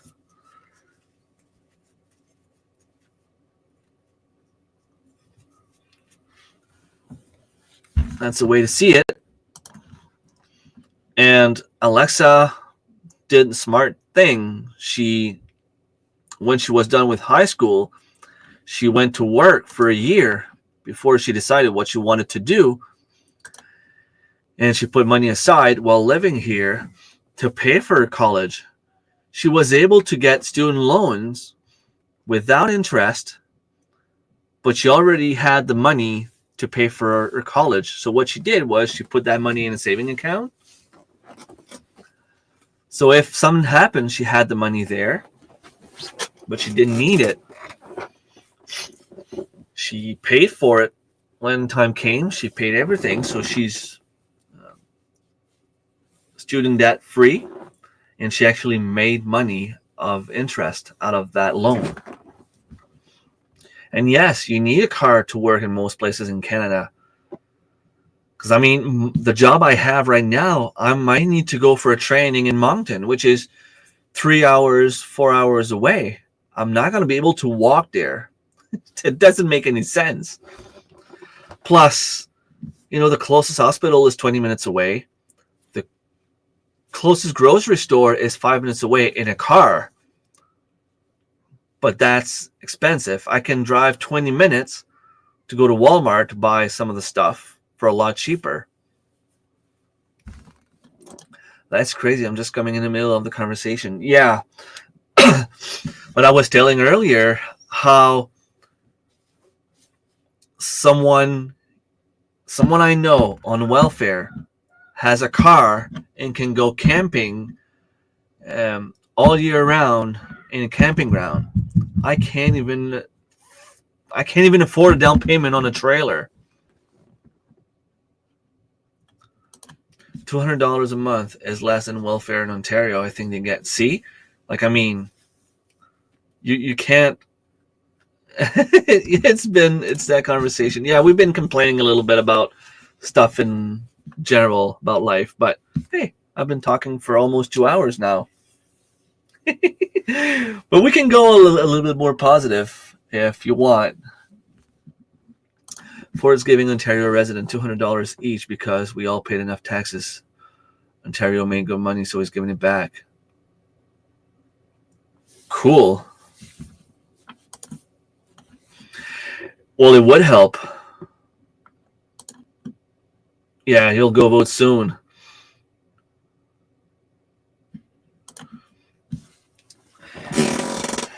We just changed government. Here, it used to be conservative. Now it's liberal. And, there's always someone with a different opinion saying that conservative's better. There's always someone saying liberal's better. I always have in mind that you need to change every once in a while, no matter what you prefer, because conservative will cut. They will put money aside, like they will pay the debt, but they pay the debt by cutting all the services. Liberal might spend too much, but at least you have services. And I'm talking about the provincial level. And also, every 4 years, it's good to have a change. We had Higgs at the provincial level. We were on strike because we could barely make enough money to live by. People without even a college degree, people coming out of high school, were making more money than we did. I have 2 high school diplomas for the job I have. And he told us that we were asking for too much. We wanted a raise. We wanted more than 10 cents a year raise. They're asking for too much. If we give them what they wanted, it would cost the province an extra $100 million a year. Okay, but at the same time, you just had a surplus of $400 million a year. And you're giving $200 million for travel nurse. But you can't give us a little bit more? You can't give our own nurses more than $40 an hour, but you're giving travel nurse $200 an hour? I mean, I'm not saying everything will be better, but I don't really see how it could be worse right now. It's your show, buddy. Yeah, change is good. That's the thing. Conservative is tight now. Not saying that's bad, but man, oh man, we think it's tight now. It will be tighter for the poor if conservative gets in. Well, that's the way I see it too. And I don't think you can help people get by financially if you cut out all the service. If family allowance goes down, a lot of families are going to have a big, huge surprise. Now, I'm not saying that what we have at the moment is necessarily better. I know that the debt is getting crazy, and I know that money was thrown away a little bit too much.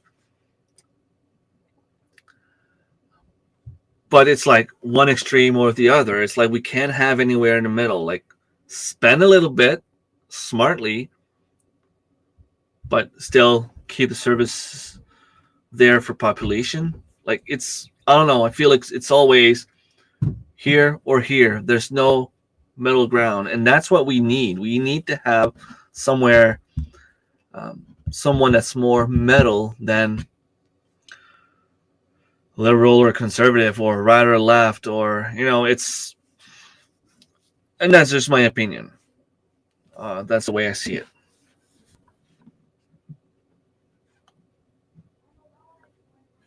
Yeah, thrown away. Yeah, well, you know, um, I don't think there's no way you can make everyone happy. No matter what happens, you will always have someone complaining. But do you want to have people that are so rich that they don't even know what to make with their money happy? Or you want to have the people that are struggling, trying hard, but can't make it happy? If I was a millionaire, I would help the poor. But the millionaires do not help the poor. They help other millionaires.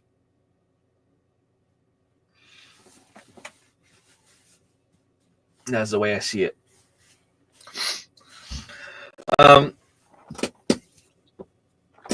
Talking about, okay, let's go positive.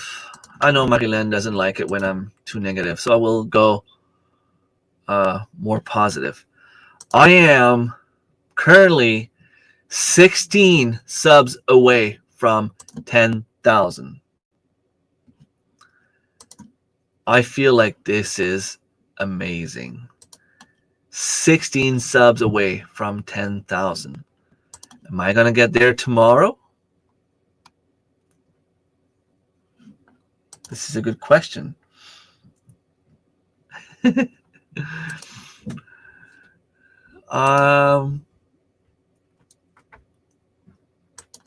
I was on Tuber Chat live stream yesterday. He's probably going to go live again today. I will try to catch it. I started exchanging playlist with someone that was in the chat, because that's something we can do to support each other. We can exchange playlists with other people. And I started watching. The name of the channel is Consume the Goodness. Let's see if I have it open here. I think I have it somewhere. Consume the Goodness. Right here. The girl's name is Kendra. And I don't know, there's something about the happiness that she brings that kind of goes opposite of what my live stream was about today. I shared the link if you're interested. I told her I was going to try to support her. She said she was going to watch my whole playlist, which is about 875 videos. And I feel like the playlist is going to take like 4 days to play. So if she plays everything, it's going to be another 100 hours in 28 days. But being on Tuber Chat live stream, it gave me a few more subs. Even if it's just 5 subs every time I go there, try to interact with people. That's the whole point of the live stream, is to get new folks, new people to follow, new friends.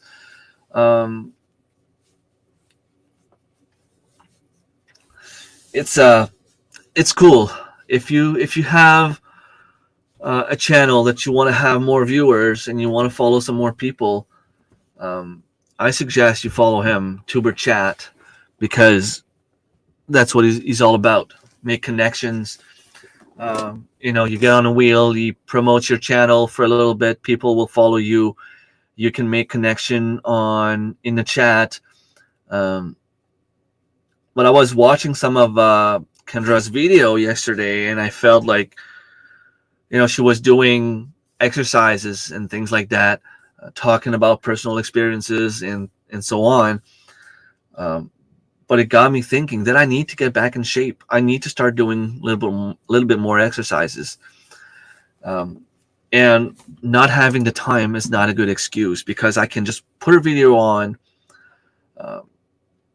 get up, maybe not in my computer room because I don't have enough space, but go in the living room, put her videos on, and follow what she's doing. And, slowly but surely do a 30-minute workout that's just going to help in the long run. Even if I don't have time to do a full 30 minutes, if I can just do 10 minutes per day, or if I can just go and do 20 push-ups per day, it's better than nothing at all.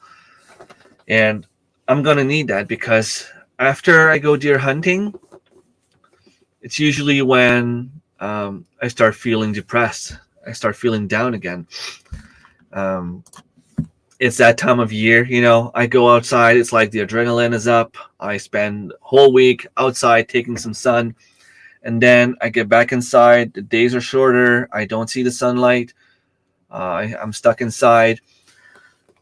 Doing some exercises will definitely help me. And when I go deer hunting, it's not just sitting still doing nothing. I walk a lot. I explore a lot. I go up and down hills. If you have to drag a deer, you might have to drag a deer for a few miles, and it's heavy. You need strength, you need endurance, you need stamina, you need to be in shape. So it gets you there without you realizing, because if you go up and down hills with a backpack, your rifle, and your big jacket, you're wearing an extra 30-40 pounds.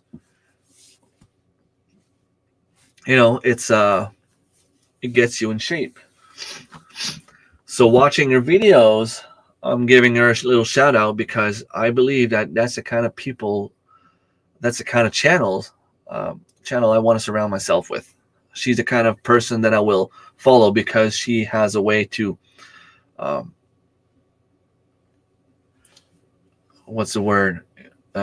project happiness, project good health, consume the goodness. It says everything in the name. Thank you, by the way. You keep sharing my stuff, and I really appreciate it. And I will catch up at some point. I'm just over halfway to my hours. I'm getting excited. Okay, so you start doing live streams. You can go outside for a walk, doing a live stream, filming what you're seeing. People will follow. People will watch.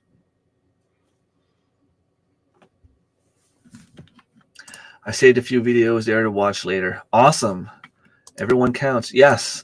So Tuber Chat. Let's see if I can find the next time it'll be on. Okay. I'm going to close this one.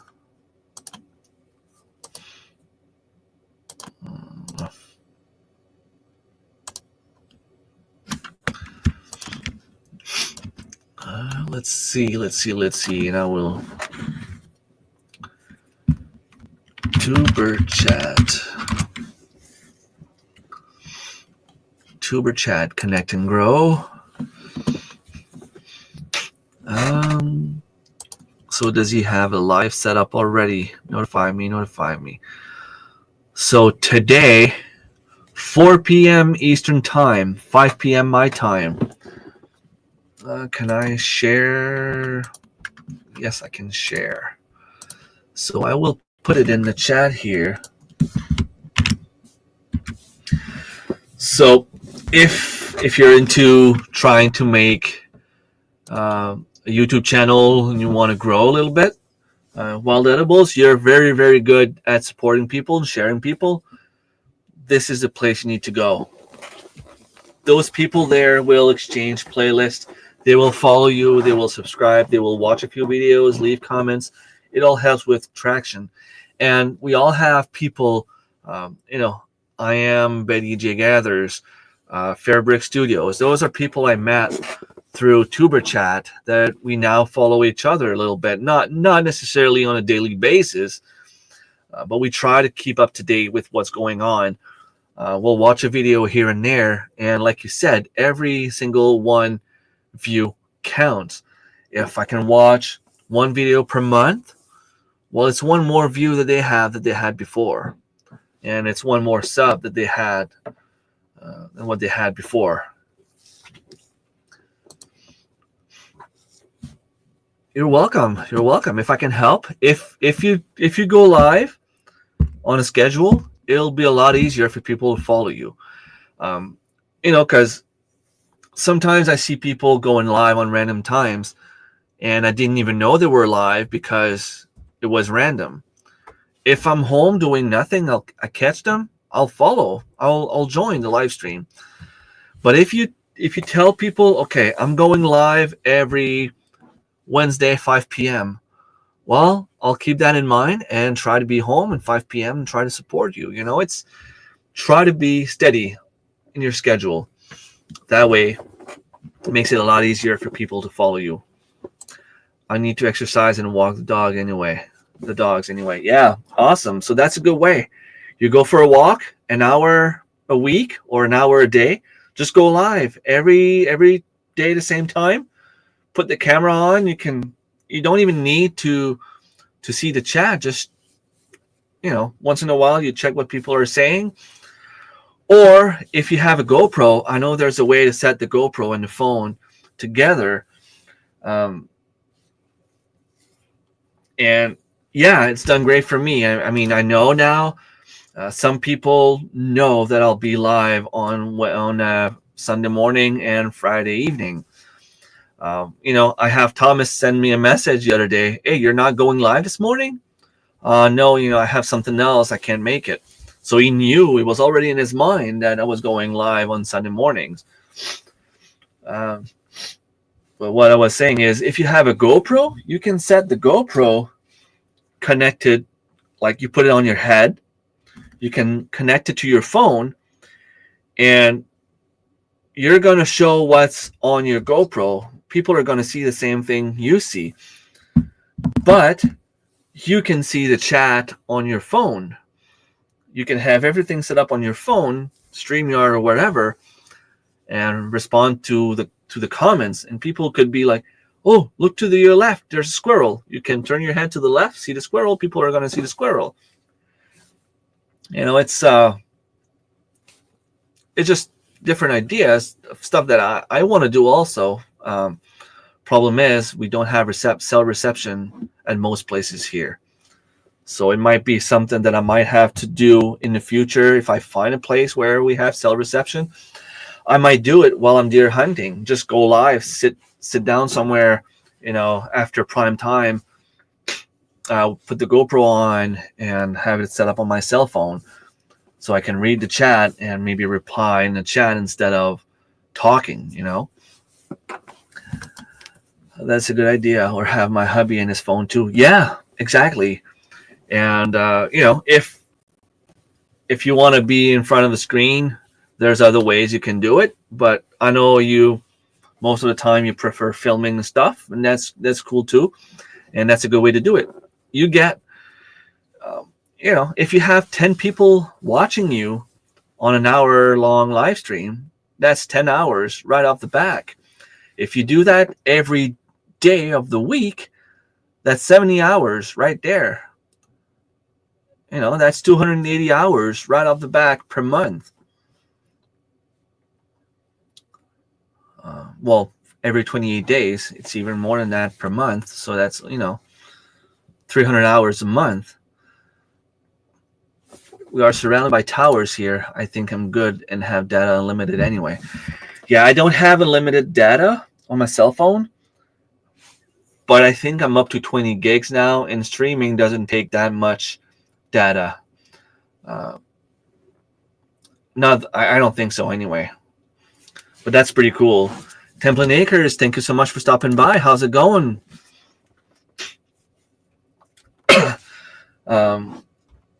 So yeah, those are all good ways to get your watch hours. I've seen some people, if you have animals, I know you have animals at the farm, you don't necessarily have them at your place.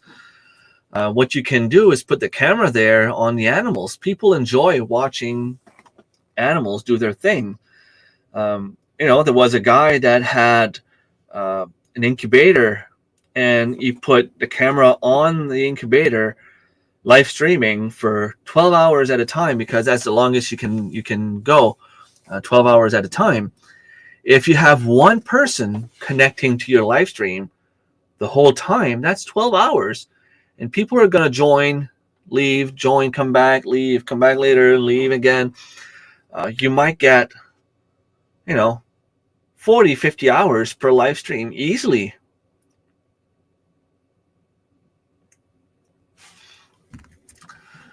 That's good. And good morning, OJ and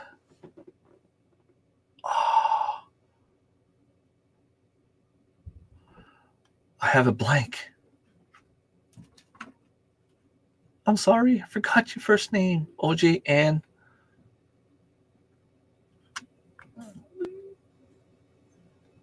and as soon as you say it, I'll be like, of course. I forgot. Sorry. I have a blank. My brain isn't working. Don't take it personal, please. I forget like random stuff all the time.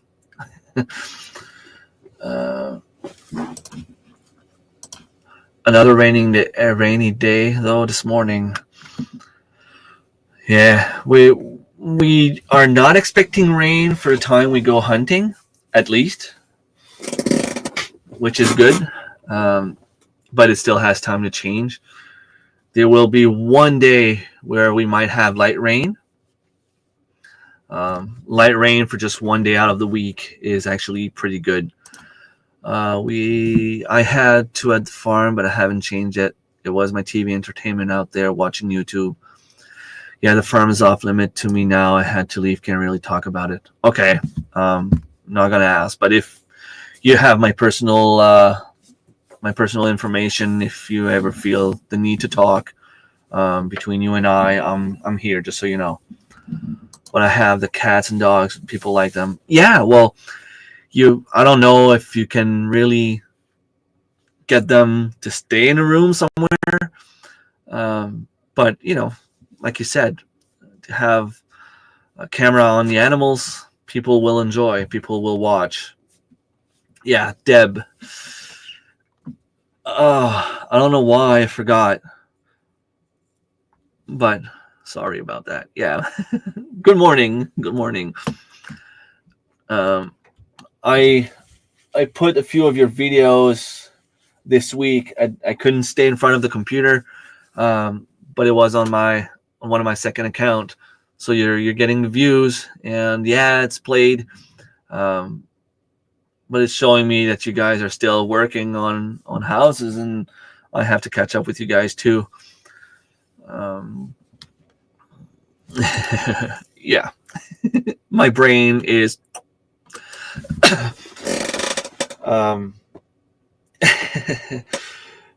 Don't take it personal. I will have to start packing today, which is, well, not that I have to. I want to. I need to make my list of everything I need to bring while I go deer hunting. I'm gonna have the 3 batteries here, the GoPro, the thing that goes on the head, little tripods. I will try to make something cool. It would be nice if I could get a deer on the first couple of days. That way I can spend the rest of the week filming and, building up to the hunt, because I don't really want to waste time setting up the camera somewhere and, walk in front of the camera and go get the camera back, stop the camera, putting it somewhere else, walk there, and so on, to do some editing and, to do like a movie, because it's taking time away from the actual hunt. But if I could hunt and get something, tag on the first 2 days, let's say, then it's giving me time to do all those little B-rolls after, put the camera somewhere and just show me shooting the rifle, um, even if I just shoot at nothing. It would give me time to just sit there, put the camera in specific places where I'm shown relaxing or, standing still.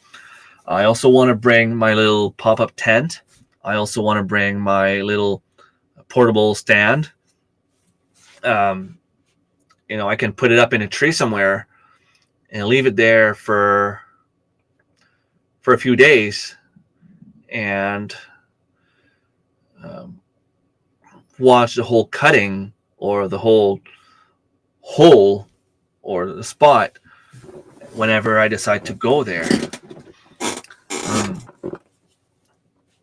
I don't know. There's a lot of stuff to pack, but funny enough, I will have a lot of canning to bring, so I should not be starving. Plus, I have all the equipment I got last year for Christmas.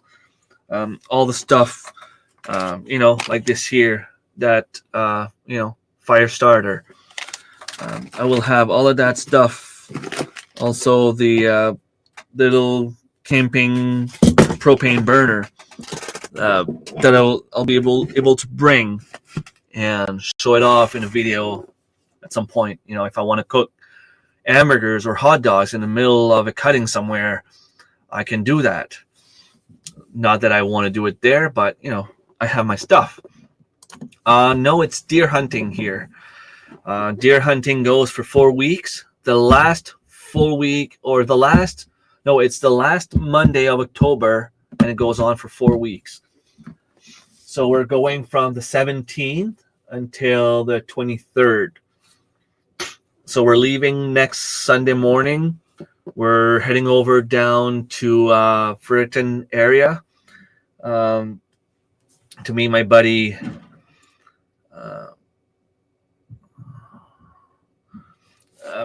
Jack from Good Timber Farm. And going there with my oldest son, my dad, my brother, my uncle. We rented an Airbnb. And it's nice now that those are Airbnb exist, because we can we have a place to stay with washing machine, drying machine, coffee machine, fridge, freezer, stove, TV. We can watch a hockey game, shower. We have enough space that we're not walking onto each other. It's like basically an apartment. It's not more expensive than a hotel would be. If you go to a hotel room and you have to walk with your rifle in the hall, people are going to look at you weird. But Airbnb, we barely ever see the people. We see the mom and the kids leave in the morning. They're probably going to school. But that's pretty much it. Like, we don't really see anyone else.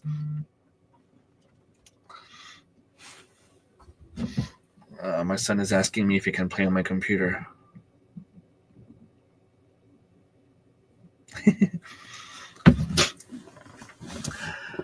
How a fortune teller on a phone still exists. Just got a phone call from one.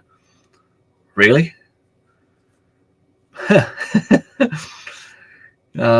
You should have asked them if I'm going to get a deer.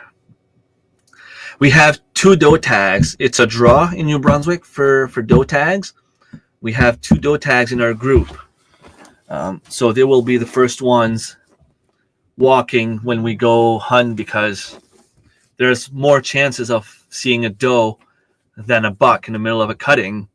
And then once we have them walk all the way to the end, then we'll just start going in the woods all over the place and try to find some. There's at least a spike horn, and at least those were from last year. There was a spike horn last year and an 8 points that we saw that we couldn't get.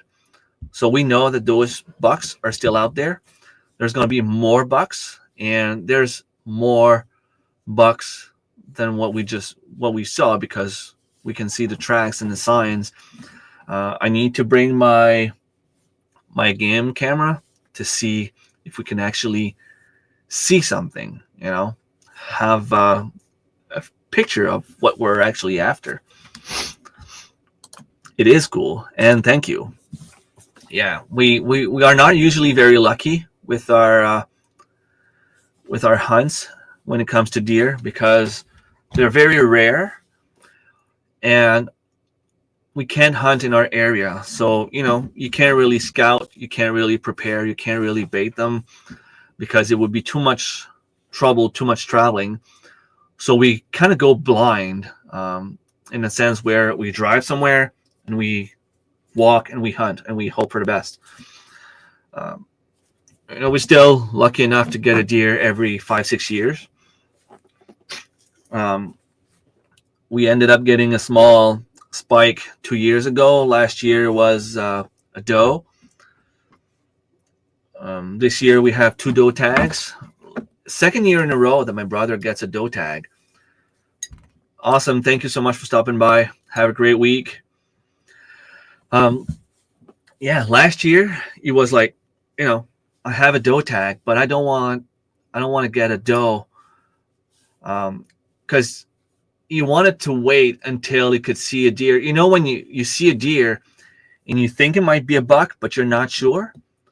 But if you don't have a doe tag and you shoot at something you think might be a buck, but it ends up being a doe, well, you're illegal.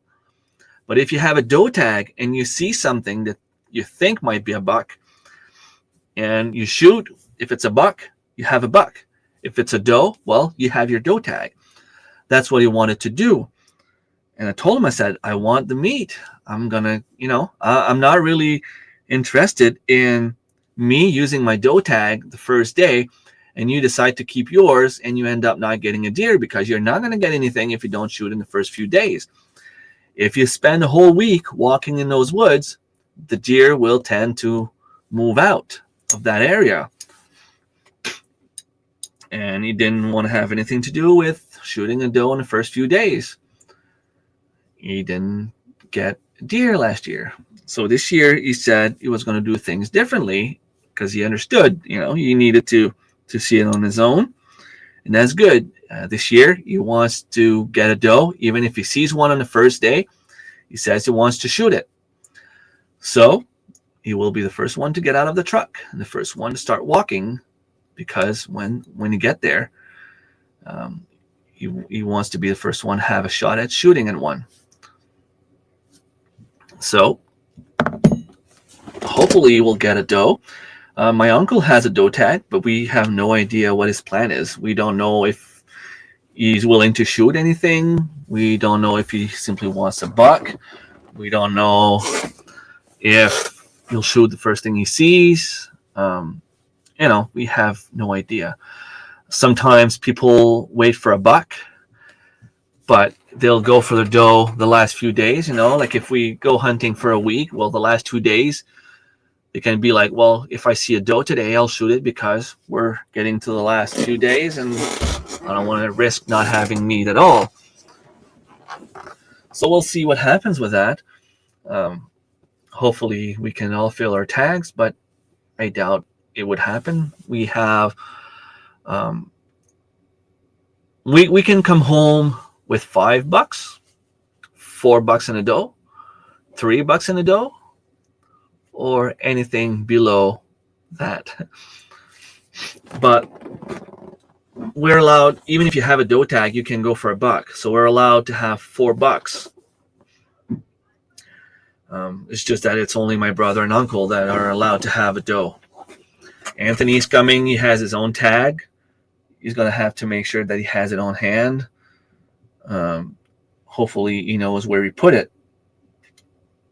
And that's one of the reasons why I want him to be home today, so we can start checking out for that stuff, preparing for that stuff, and getting stuff ready. We'll fill a few boxes of food from what we have here.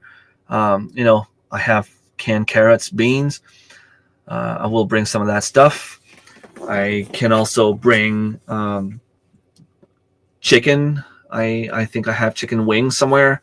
We can cook chicken wings when we're there. Chicken legs or breast. Um, I'll bring some steaks that I have here. I'll bring some beets, but I'm probably going to be the only one eating beets. Salsa. Anthony eats salsa. We're probably the only ones eating salsa. My dad is very fussy. Other than potatoes and meat, he doesn't eat much.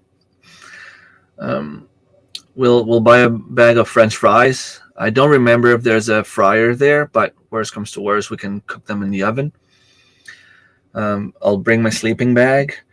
We have an inflatable mattress, but we realized that there's a little leak somewhere, and that's going to be a tough one to find because,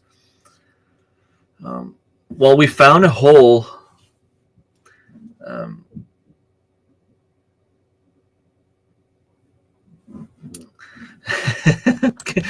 Come to Fredericton. We found a little hole in the mattress. We put a patch on it, but it was still leaking a little bit. It was just hanging there, and it lost a lot of hair during the night. So we need to inflate it again. And I think what I'm going to do is clean it with dish soap. That way it should bubble where the air comes out. We should be able to see a tiny hole, and then I'll be able to put a patch on it.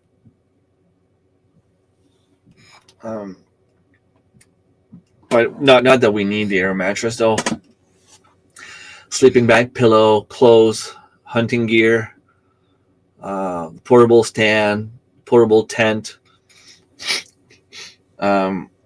I will also be bringing some pumpkins because I know deer likes pumpkin. I'll put the pumpkins somewhere where I think the deer will enjoy them. We want to explore because according to Jack, this year might be the last year we can actually go hunt on that property. The guy sold a lot of lots, so it might be even harder to go hunt this year.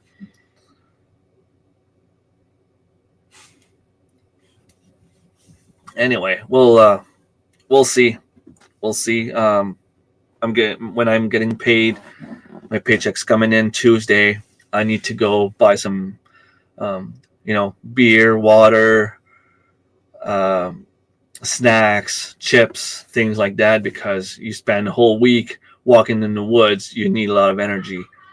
I'm gonna bring cheese. I'm gonna bring stuff like that, proteins, sandwich bags and peanuts and things like that, because like I said, I want to make sure if something happens while I'm in the woods that I can eat something.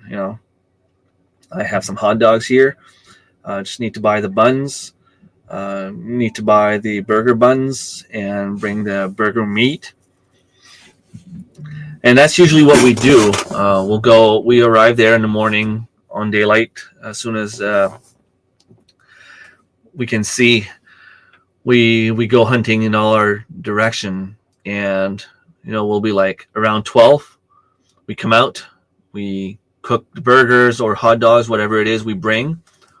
Unless it's sandwiches, we just meet at the truck to talk about if we saw something, if the plan has changed.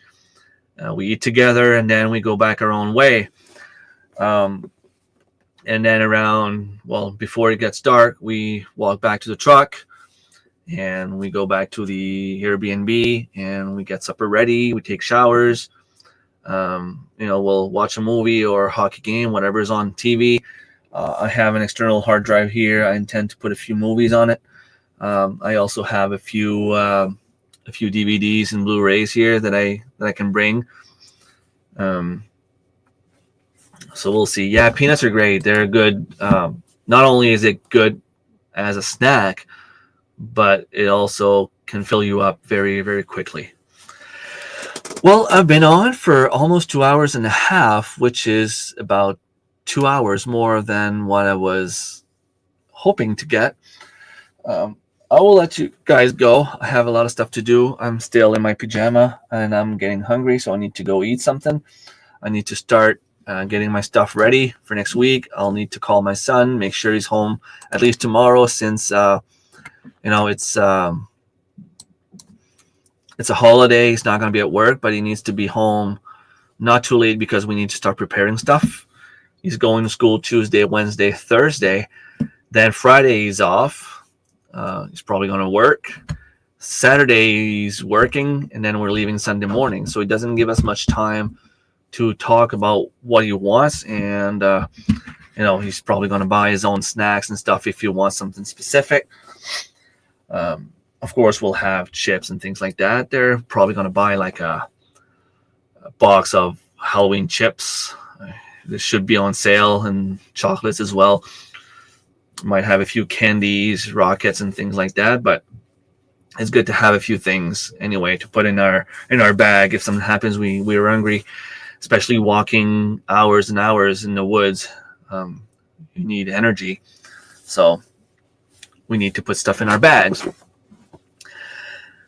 So hopefully I can get that done today, or worse comes to worse, tomorrow. But there's a lot of stuff going on this week. I have homework to do, and not a lot of time to do it.